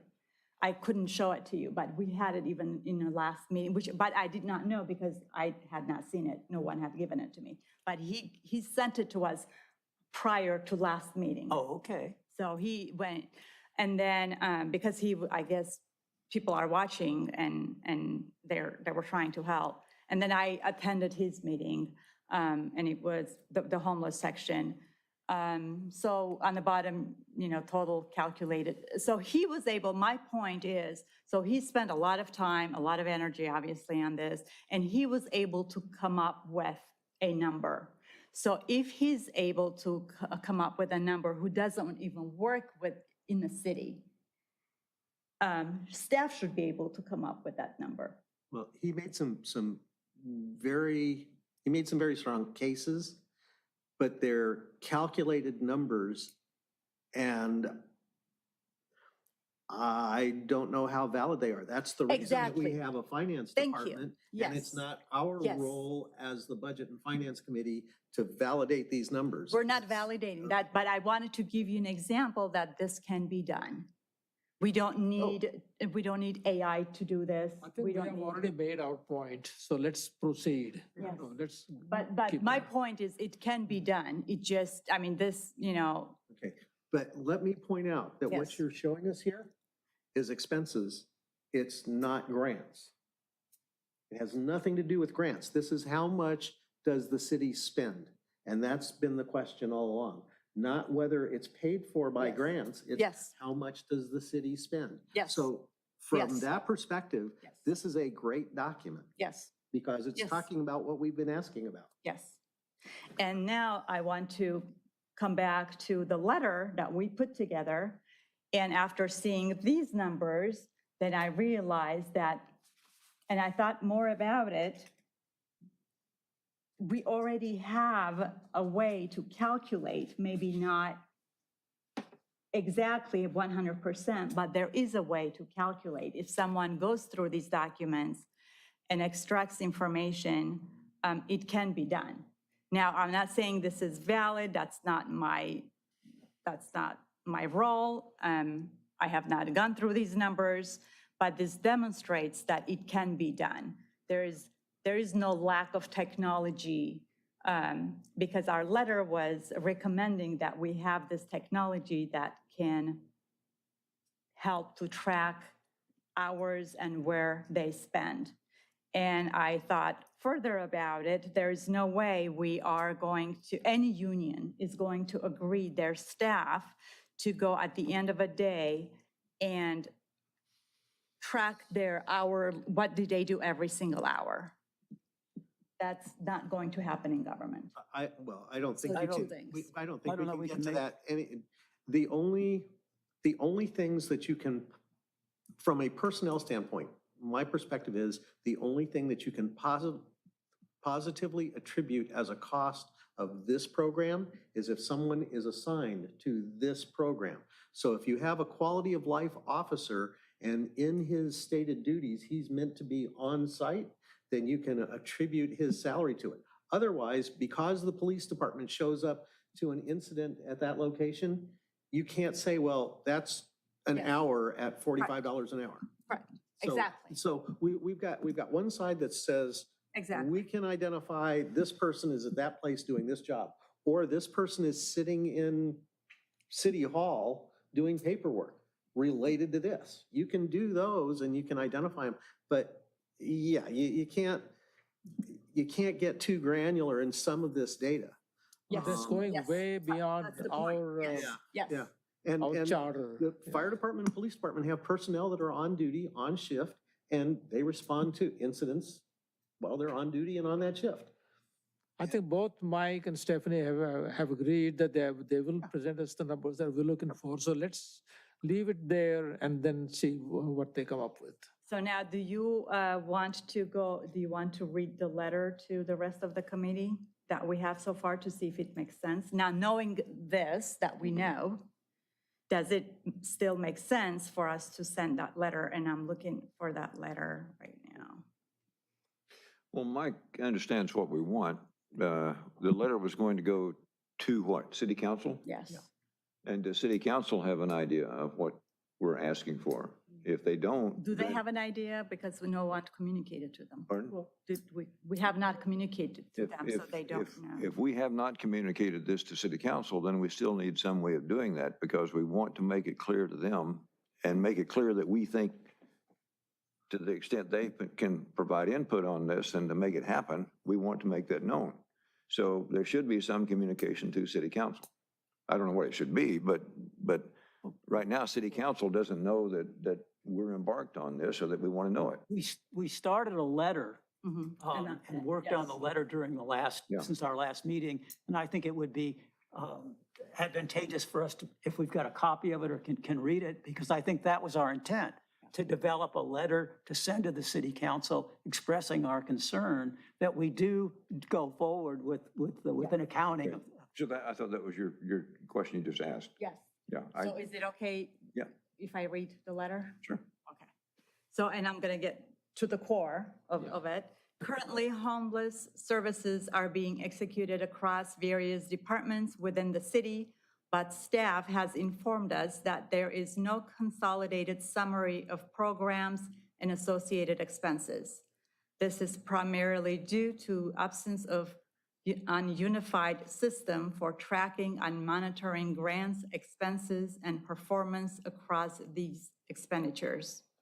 As a result, the finance department has indicated that they were unable to provide even a rough estimate of that total cost for the homeless services program.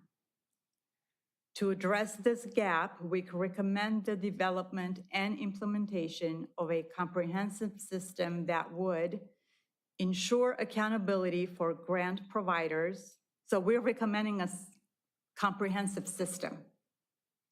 And the purpose of the system is ensure accountability for grant providers, enable the council to manage initiatives and expenditures with clear objectives, provide city manager with a quantitative feedback loop to assess resource allocation and spending, offer departments the necessary visibility to allocate resources effectively, and provide transparency to the public. Is that still valid? After we knowing this, is this something, should we You want to proceed? formalize it, might as well send it, yeah. Yeah, again, I think so, because I think unless we do something like this, then we don't have a system that's going to do this on a consistent basis. Okay. It's fine to have someone come in and pitch, do some work on the side, staff, but I think making the point that it needs to be an ongoing I think, budgetary process. Okay. on one hand, the letter oversteps the bounds of what we're meant to be doing. And on the other hand, once again, we're somehow missing the point by tying it back to grants. And what we're talking about has nothing to do with grants. It has to do with how much it costs. The fact that, But these the grant services is are paid part for- of the cost. Yeah, Well, the I grants think are a maybe part of by the- expanding it to include the expense side, source and application of funds is kind of what we're talking about, Look, what we want, regardless. what we want is a chart which shows every expenditure for the homeless, everything the city cuts a check for the homeless listed here, and then show how much of that is provided by a grant and how much of it is provided out of the general fund.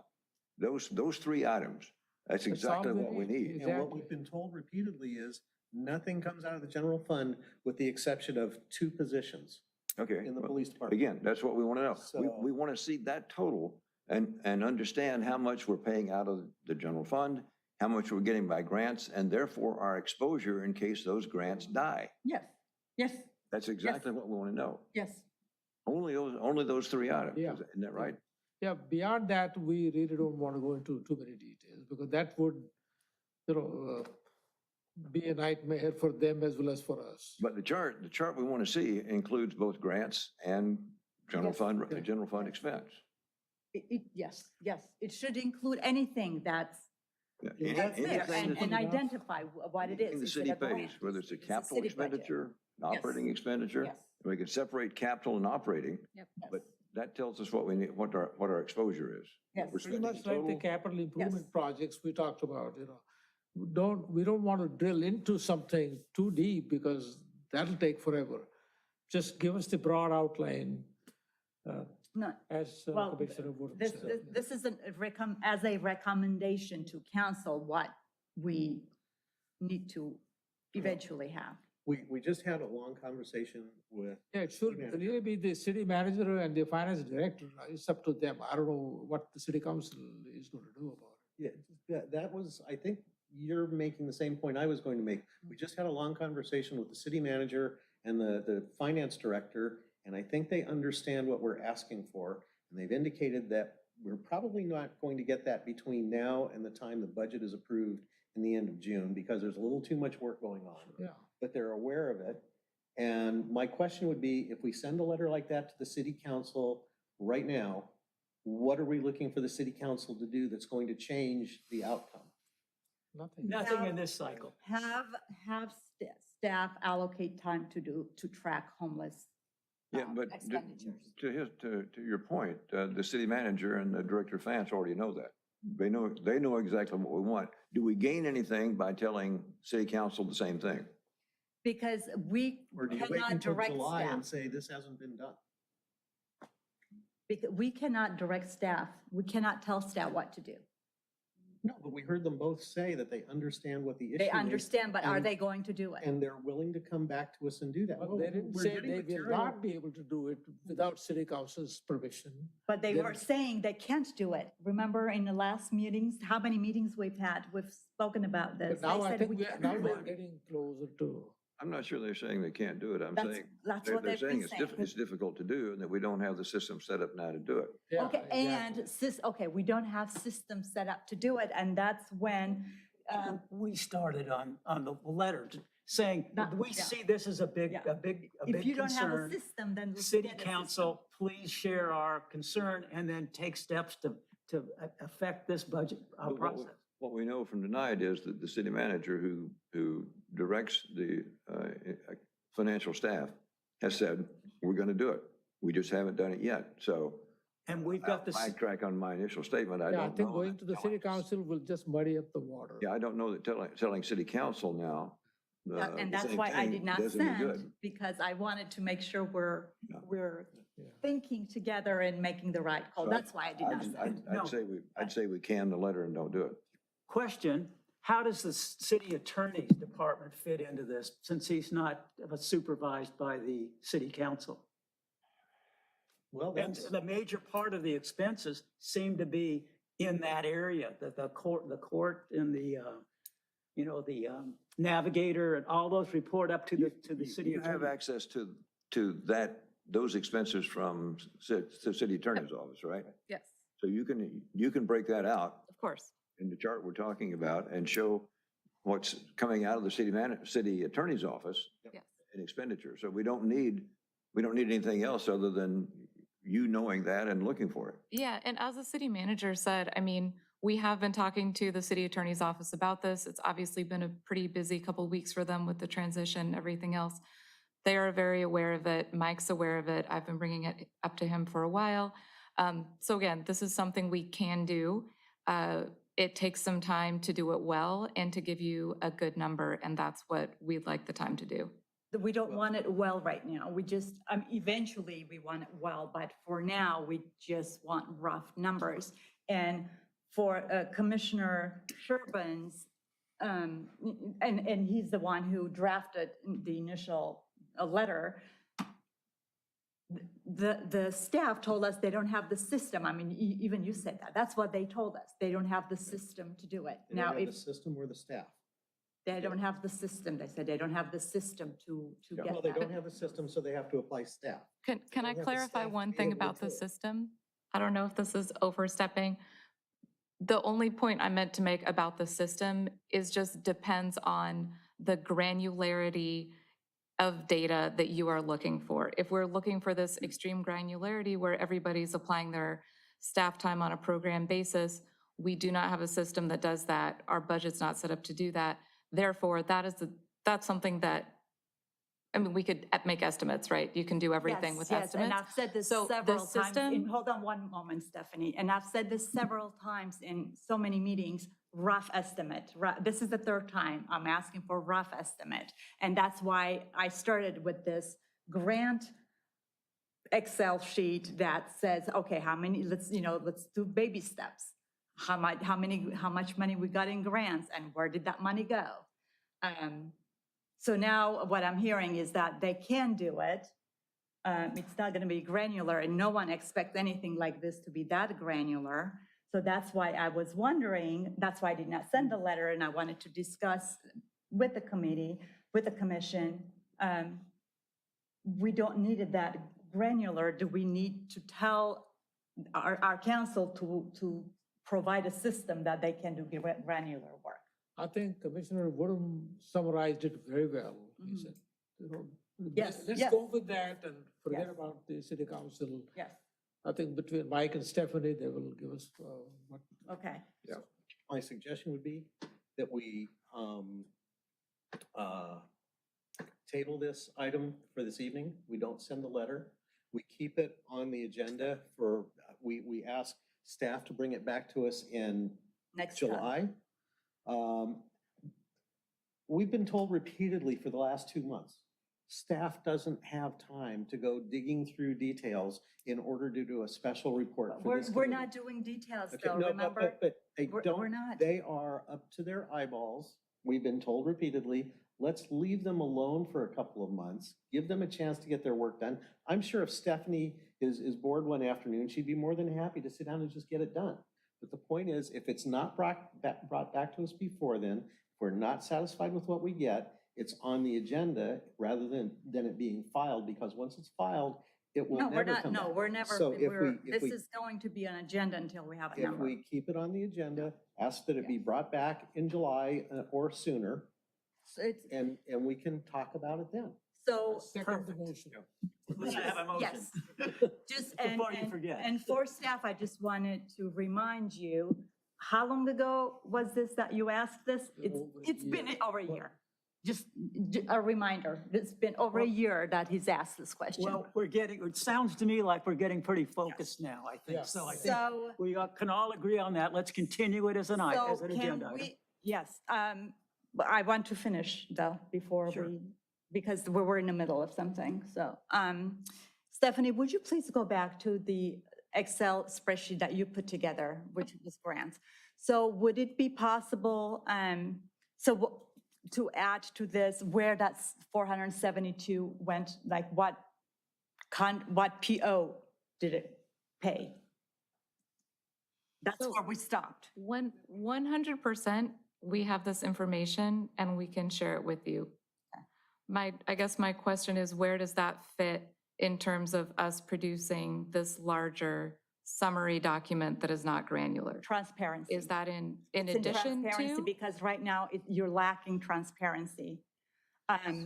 So we want to know where those big summary, I'm not asking for a big summary. I'm asking for not granular data regarding the staff, because that's where the challenge is. But the funds that went to third parties, the purchase order that went to third parties, that's easily attainable. I mean, get me access to your materials and I'll do it. I think we had most of that detail in the original report that you gave us. Wasn't it broken down, all the different grant categories and the funds that were expended in all of those? I mean, it didn't have purchase order numbers, but it had dollars. That is in one of the budget response reports. Again, there is no difficulty in giving you the purchase order detail. It's all public information. Okay, so, So the question is, do we want More- to task the finance department with doing that between now and our next meeting, which will be a joint meeting with Public Works, purely to go over the budget, and we probably won't be in a good position to do this? Or So do we that's- want to continue this until when staff has time to do it? And I'm sure that if Stephanie and her staff get that material done early, they'll put it on the next available. I know, it's been over a year. That's why I'm a little hesitant to believe it will happen unless I ask for it every month. I'm comfortable having it continue because I Yes. think, as I say, I Okay. think we're focused now. Yeah. Yes, From my perspective, I agreement. understand Yes. it more now. Yes. So I think, yes, yes. And let's give them some, let's don't make it the next meeting. So Let's give- Stephanie, when do you Put it think you'll off in be the- able to give us more data in on the this? immediate future, get, Well, the data It doesn't have to be complete. The but data we'd want to see would be at the end of this fiscal year. I'm not interested in Yes. seeing something during the middle of the year. Yes. But as of June 30th, all expenses for FY '25, show us in that format. Show us what was expended, what was grant money, what was current fund money. That's where we start, right? So Do you in, just want to know the one fiscal year, or do you want? I'd by want year? to know more, but that's The where we start start. point. It's If a we data start point. there, Yes. we back up yes, 3 years or 4 years, and we keep looking at that on an ongoing basis. yes, it's a kind of a Yes. rolling. Yes. So, I second that. okay. And all in favor? Well, Wait. Number one, you can't second it. And number two, there's no motion. And number three, I'm not sure there was going to be a motion. No, but that's exactly Yeah, but what we other should than be that, doing. no. I mean, that's what I meant. So, is that- but here's what I wanted to clarify. You're saying the end of the fiscal year, which is June 30th. Okay?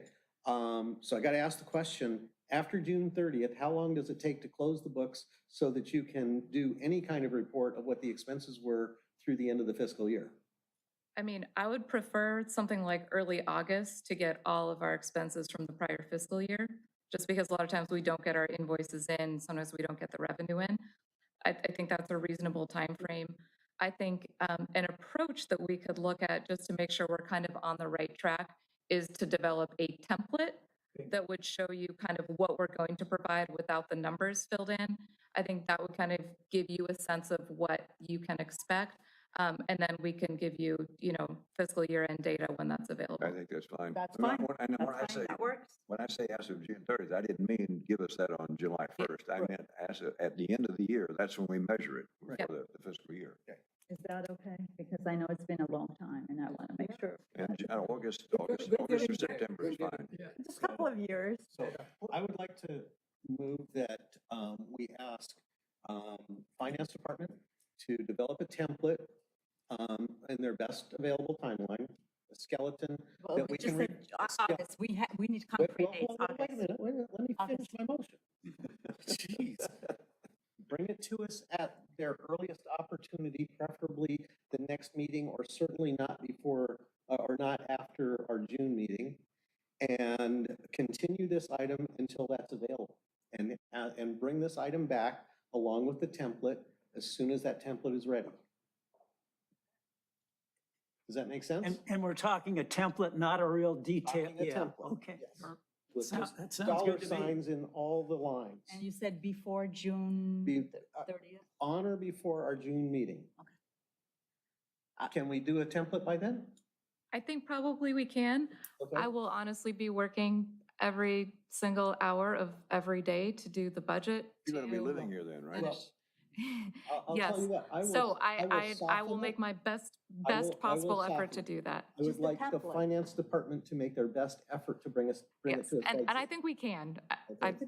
I don't think a template is going to be that challenging. Again, I think we just need to get together and make sure, from an operational We're perspective, looking at the same thing. what we're what we're putting forward makes Yes, sense. And that's I a would great just like idea. it to be good before we show it to you. Yes. And the Yes. goal the will goal. be to fill in the template. Well, heck, our August meeting is the first week in August. Is that fair? That might be. August or September. August or September, yes, that would be the goal. To fill the template. Fill the Fill template. But the template right now is coming to us June June. meeting. Well, she's going to She's got try. to take her best efforts. I mean, you're not gonna, she's not gonna go to jail if she does not Yeah, bring yeah, the yeah. template in June. I just won't show up for that meeting. But- I'll make Aaron come. But we need to have a concrete date so that this is moving forward, That's what we're- because it has not moved forward for a Shooting year. We're shooting for it, and if it slips, it slips. We're shooting for it. That's your motion. I second your That's my motion. All in favor? Aye. Aye. All Who right. was the second on that, just to clarify? Woodham? Okay. Woodham. You know, in one of the minutes I was reading, and it says, the woman that was wearing pink, because they didn't know the name, and they were just saying, you know, someone, and Oh, this is the lady dressed in pink. it did. In pink, yeah, it did. Oh, Already. are you going to item I2? Yes, or- yes. okay. This is items continue from, all right. Item I2, and building maintenance replacement planning. I don't remember what this, someone asked this information. Do we have anything on this? I believe this was one of the items that you had asked to place on the agenda on an As a ongoing holder. basis. Okay. This was related to the discussion about planning for future capital replacement. Oh, like a long-term planning? Yes. Oh, this is the long, okay, I'm sorry, I had meant to remove this one. Okay. So for long-term planning, Well, I think we made that point with the city manager. we did tonight. make that point. I'm going to be, we won't be bringing this back next time, but I'll think about when we want to address it, maybe in the future, if we Well, do. If we just accept it the way it is and we receive and file, There's it will nothing to disappear accept. into the ether. Well, I don't want it to If you want to bring it disappear. forward, there needs to be a reason to bring it forward, and why? Because we were discussing that we do not have any long-term budget planning if we want to, for example, replace public works. And the voters are not going to approve the way they approved police and fire departments to fix. So Well, it's plan long-term, Does everybody understand the CIP process? yes. Because the city has a CIP process. But it and did that's the not long-term include, planning. yes, but it did not include, for example, replacing police department building. I think there were line items like that that have been on it ever since I've been on this committee. It's just that there's never any funding to get it done, which is a different problem. I believe that, I haven't looked at the CIP in months, so I don't remember exactly, but there are a lot of projects on there that the biggest impediment is funding. Mhm. And part of it is our contracting process and what has to be done in order to allocate budget for those projects. So that's why I had this item there, and I Okay. wanted to come back so that we could discuss that. Okay, so you want to Let's discuss? leave it on there. We'll leave it on there, so Leave it on there and what bring we it want up to do. again. Okay. Are we supposed to, in the next meeting, are we supposed to have the new CIP at that point? They'll have kind of a broad overview. So with the agenda, I included the presentation that they presented the last time. So they'll have kind of like a high-level view of the CIP, Okay, the planned 5-year capital program. so, and that's going to be on our agenda. That will be on our official agenda, so that's Yes. really this item. We'll go hand in hand with that. Yes. Well, we don't need this if we've got a review of the CIP and we've got people here to talk about it. Okay. Can we, for that CIP, can we also say and long-term planning? Maybe that will, because when we see CIP, what they do is they provide us a list of items and there's no cost associated with it. And then we just listen and then we receive and file. And I want to make sure that we give some input and suggestions and advice and not just listen and. I would say for the purposes of this meeting, it really is to present their 5-year capital plan. I think it is a great opportunity for you to ask those questions. So obviously that's what I was It's only thinking. an opening for you, and then we That's as far can as they can follow reach up. Yeah, it's only 5-year and, you know, they're not planning how are we going to replace City Hall, right? That's not their budget, that's not their role. To replace City Hall, that's a very different beast.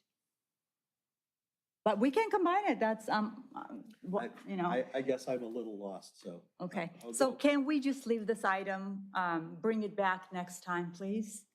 And if you can say next, building maintenance, replacement planning, long-term. Sure. So What's your that, yeah, definition of long-term? 30 years from now. Okay, so greater than 5 years. Yes, Okay, because we do 5 years. yes, okay, Okay. yes. What number, I think that, okay, now going back to, can we reopen J2? That's where we were, because no, I'm sorry, not J2, the last one, J5. So we were discussing if we should recommend anything about homelessness in this strategy, in these objectives. I think it complicates, we don't have anything specific to, I'd say don't. No, I don't have anything that might Okay. put in. Agreed. Okay. But if something that comes up, you can always go to council and give your opinion. Because I think That's we're right. addressing that through the finance department coming back with the template and kind of moving it that way. And then I think if we think it needs some additional attention, refocus it and more specifically. All right. Commission member items and future commission agenda No, you've gotta topics. receive and file that. Oh, can we receive and file, motion to receive file, council strategic plan, please? So moved. Second. All in favor? Aye. Aye. All right, thank you. Item K, was I supposed to ask if there was anyone on Zoom or on? There is nobody on Zoom and there is no e-comments. Thank you. Item K, commission member and future commission agenda items. I forgot, I meant to for the minutes. I don't know if it's done by you guys or by city clerk's office. Thank you so very much for whoever did those minutes. They're all cut up now. You're- And there were many, I don't know if you had a chance to look at it. It's all cut up. Thank you. I thank you very, very much, whoever. Please pass the City clerk's message. office, It was yeah. great. Yes, And thank Erin. you. Yeah, appreciate it. Yeah, appreciate it. Thank you, Erin, No in the city problem. clerk's office. A question on the minutes, though. Remind me how we got behind that many months. Is there an outside party doing the minutes or? do you- Yeah, so this sort of occurred before I came on, but yes, there was an outside contractor doing it. And then I think there was a contract renewal, so they had to go through that and it went to another person. So it kind of switched hands a little bit. So I think that's why one from May slipped through the cracks. But we're back on schedule now, so that we Right. should get minutes before, at the agenda for the next meeting, we should get the minutes for this Correct. meeting. Okay, cool. And I would just advise for during this section too, that we cancel the April 10th meeting officially. Okay. Thank you. I have, so in other commissions, the auditors, the city auditors present to the commission. I might have missed the meeting. Has there been an auditor who came and presented our annual? No? There has not, and that is because we are late on our audit this year. Okay. We are working very closely with our auditors. We have new auditors this year, so we've had quite a bit of transition in our department, so we're a little behind. But yes, when we have our report, the auditors will come and present to this commission. Super, thank you very much. Appreciate it. Yes, that would be, that, and for us to ask questions and understand further, that would help. We have it. There was Oh, and one, so next time we're going to have Public Works Sustainability Commission. In this document, and I know this is something, again, Commissioner Jesse has asked, when we have a list of projects, can they please have, I know this is the old one, right? This is from last year, but, Yes, that is an example. so I am expecting they're going to have dollar amounts for each project. I will ask, again, it's a little bit preliminary. I imagine they will have dollar amounts. I will bring that up and confirm with them. It's not my presentation, so. Yes, but Yeah. if they would please, because that's how they came up with the capital Of course, yeah. project budget. So they should have some kind of an idea how much each one is cost. I'm So sure we're, you we'll know- have more questions when we go to that meeting.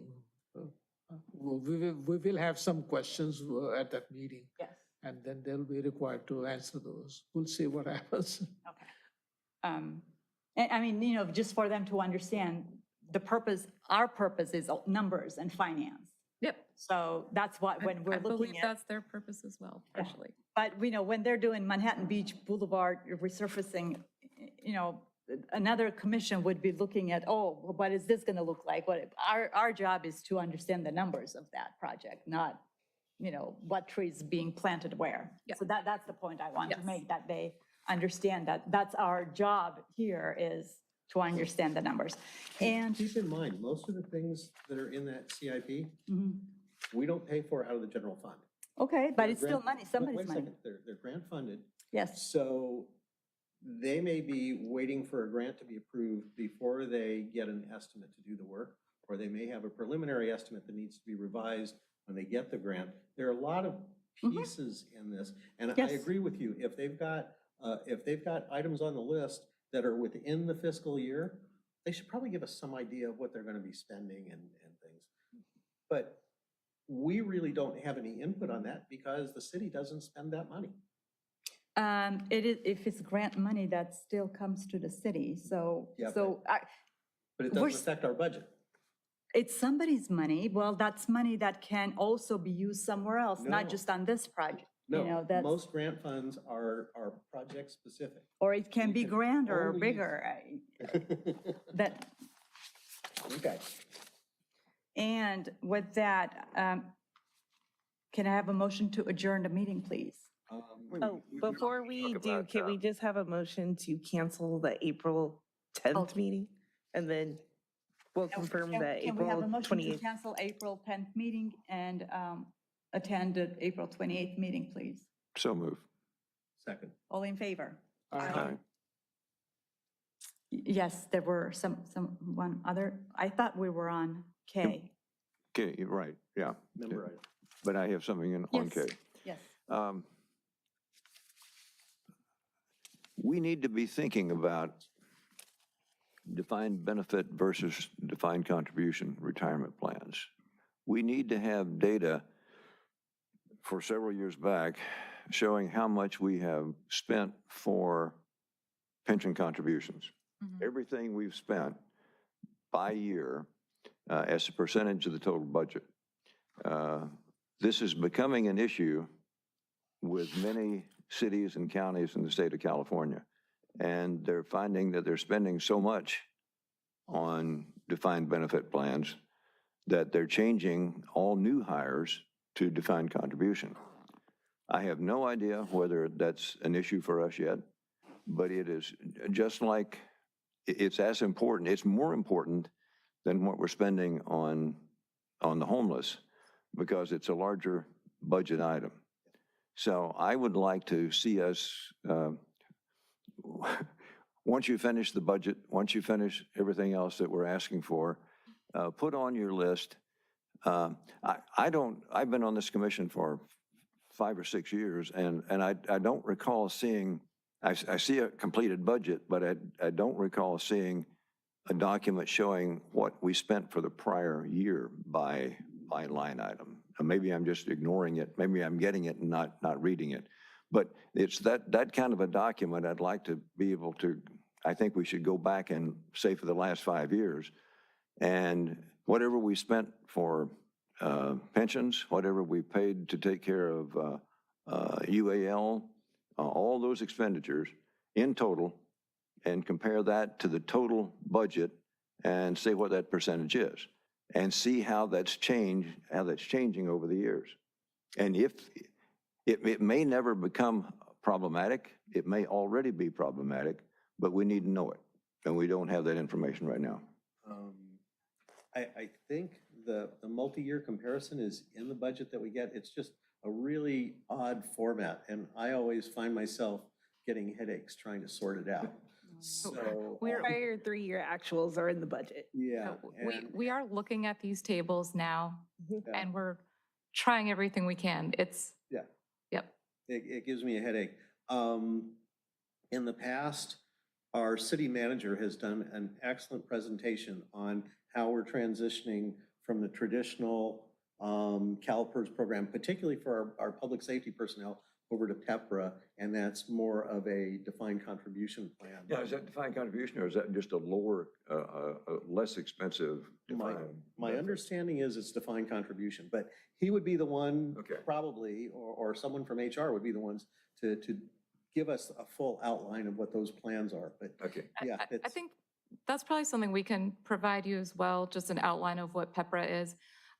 The benefits are lower and they're much higher contributions. Mhm. So it is still a defined benefit plan. Still a DV plan. Yes, it is, but it is significantly less expensive for cities. I think as of the last reporting I saw from CalPERS, over 60% of plan participants are now in PEPRA, which is great news. You'll remember in our last valuation, the percentage of payroll for our ongoing contributions actually shrank from the prior year, and that's the impact of PEPRA. So to your point, Commissioner Woodham, actually the city manager and I were discussing this exact presentation of the pension costs and our salaries earlier today. So I think that's something you can expect to see. Okay, cool. Yeah, I just wanted to say, I think that's one of the most important things that we can do, is to make the transition, at least understand what a transition would be between a defined benefit and a defined contribution. What does it take to do, who's done it, and come up with a model for that. And so now our analysis will be old defined benefit, new defined benefit, or defined contribution. Yeah. Yeah. Is there a time frame you would like to, August? July 1st. I won't be doing anything until then. I'd say this is something that we should take a look at during the first quarter of FY '26. And again, Yes. I expect you'll have, First or second quarter of FY '26. okay. I expect you'll have some introductory look at it in the budget, and we can progress from there. I'll Good make a note so we don't forget. So I'm going to say maybe August, September, and I'll remind. Can we adjourn? Yeah, Can I have a motion to adjourn, please? Well, does anybody else have a comment? I think they're, I don't have anything. Move we adjourn. Second. all in favor? Aye. Aye.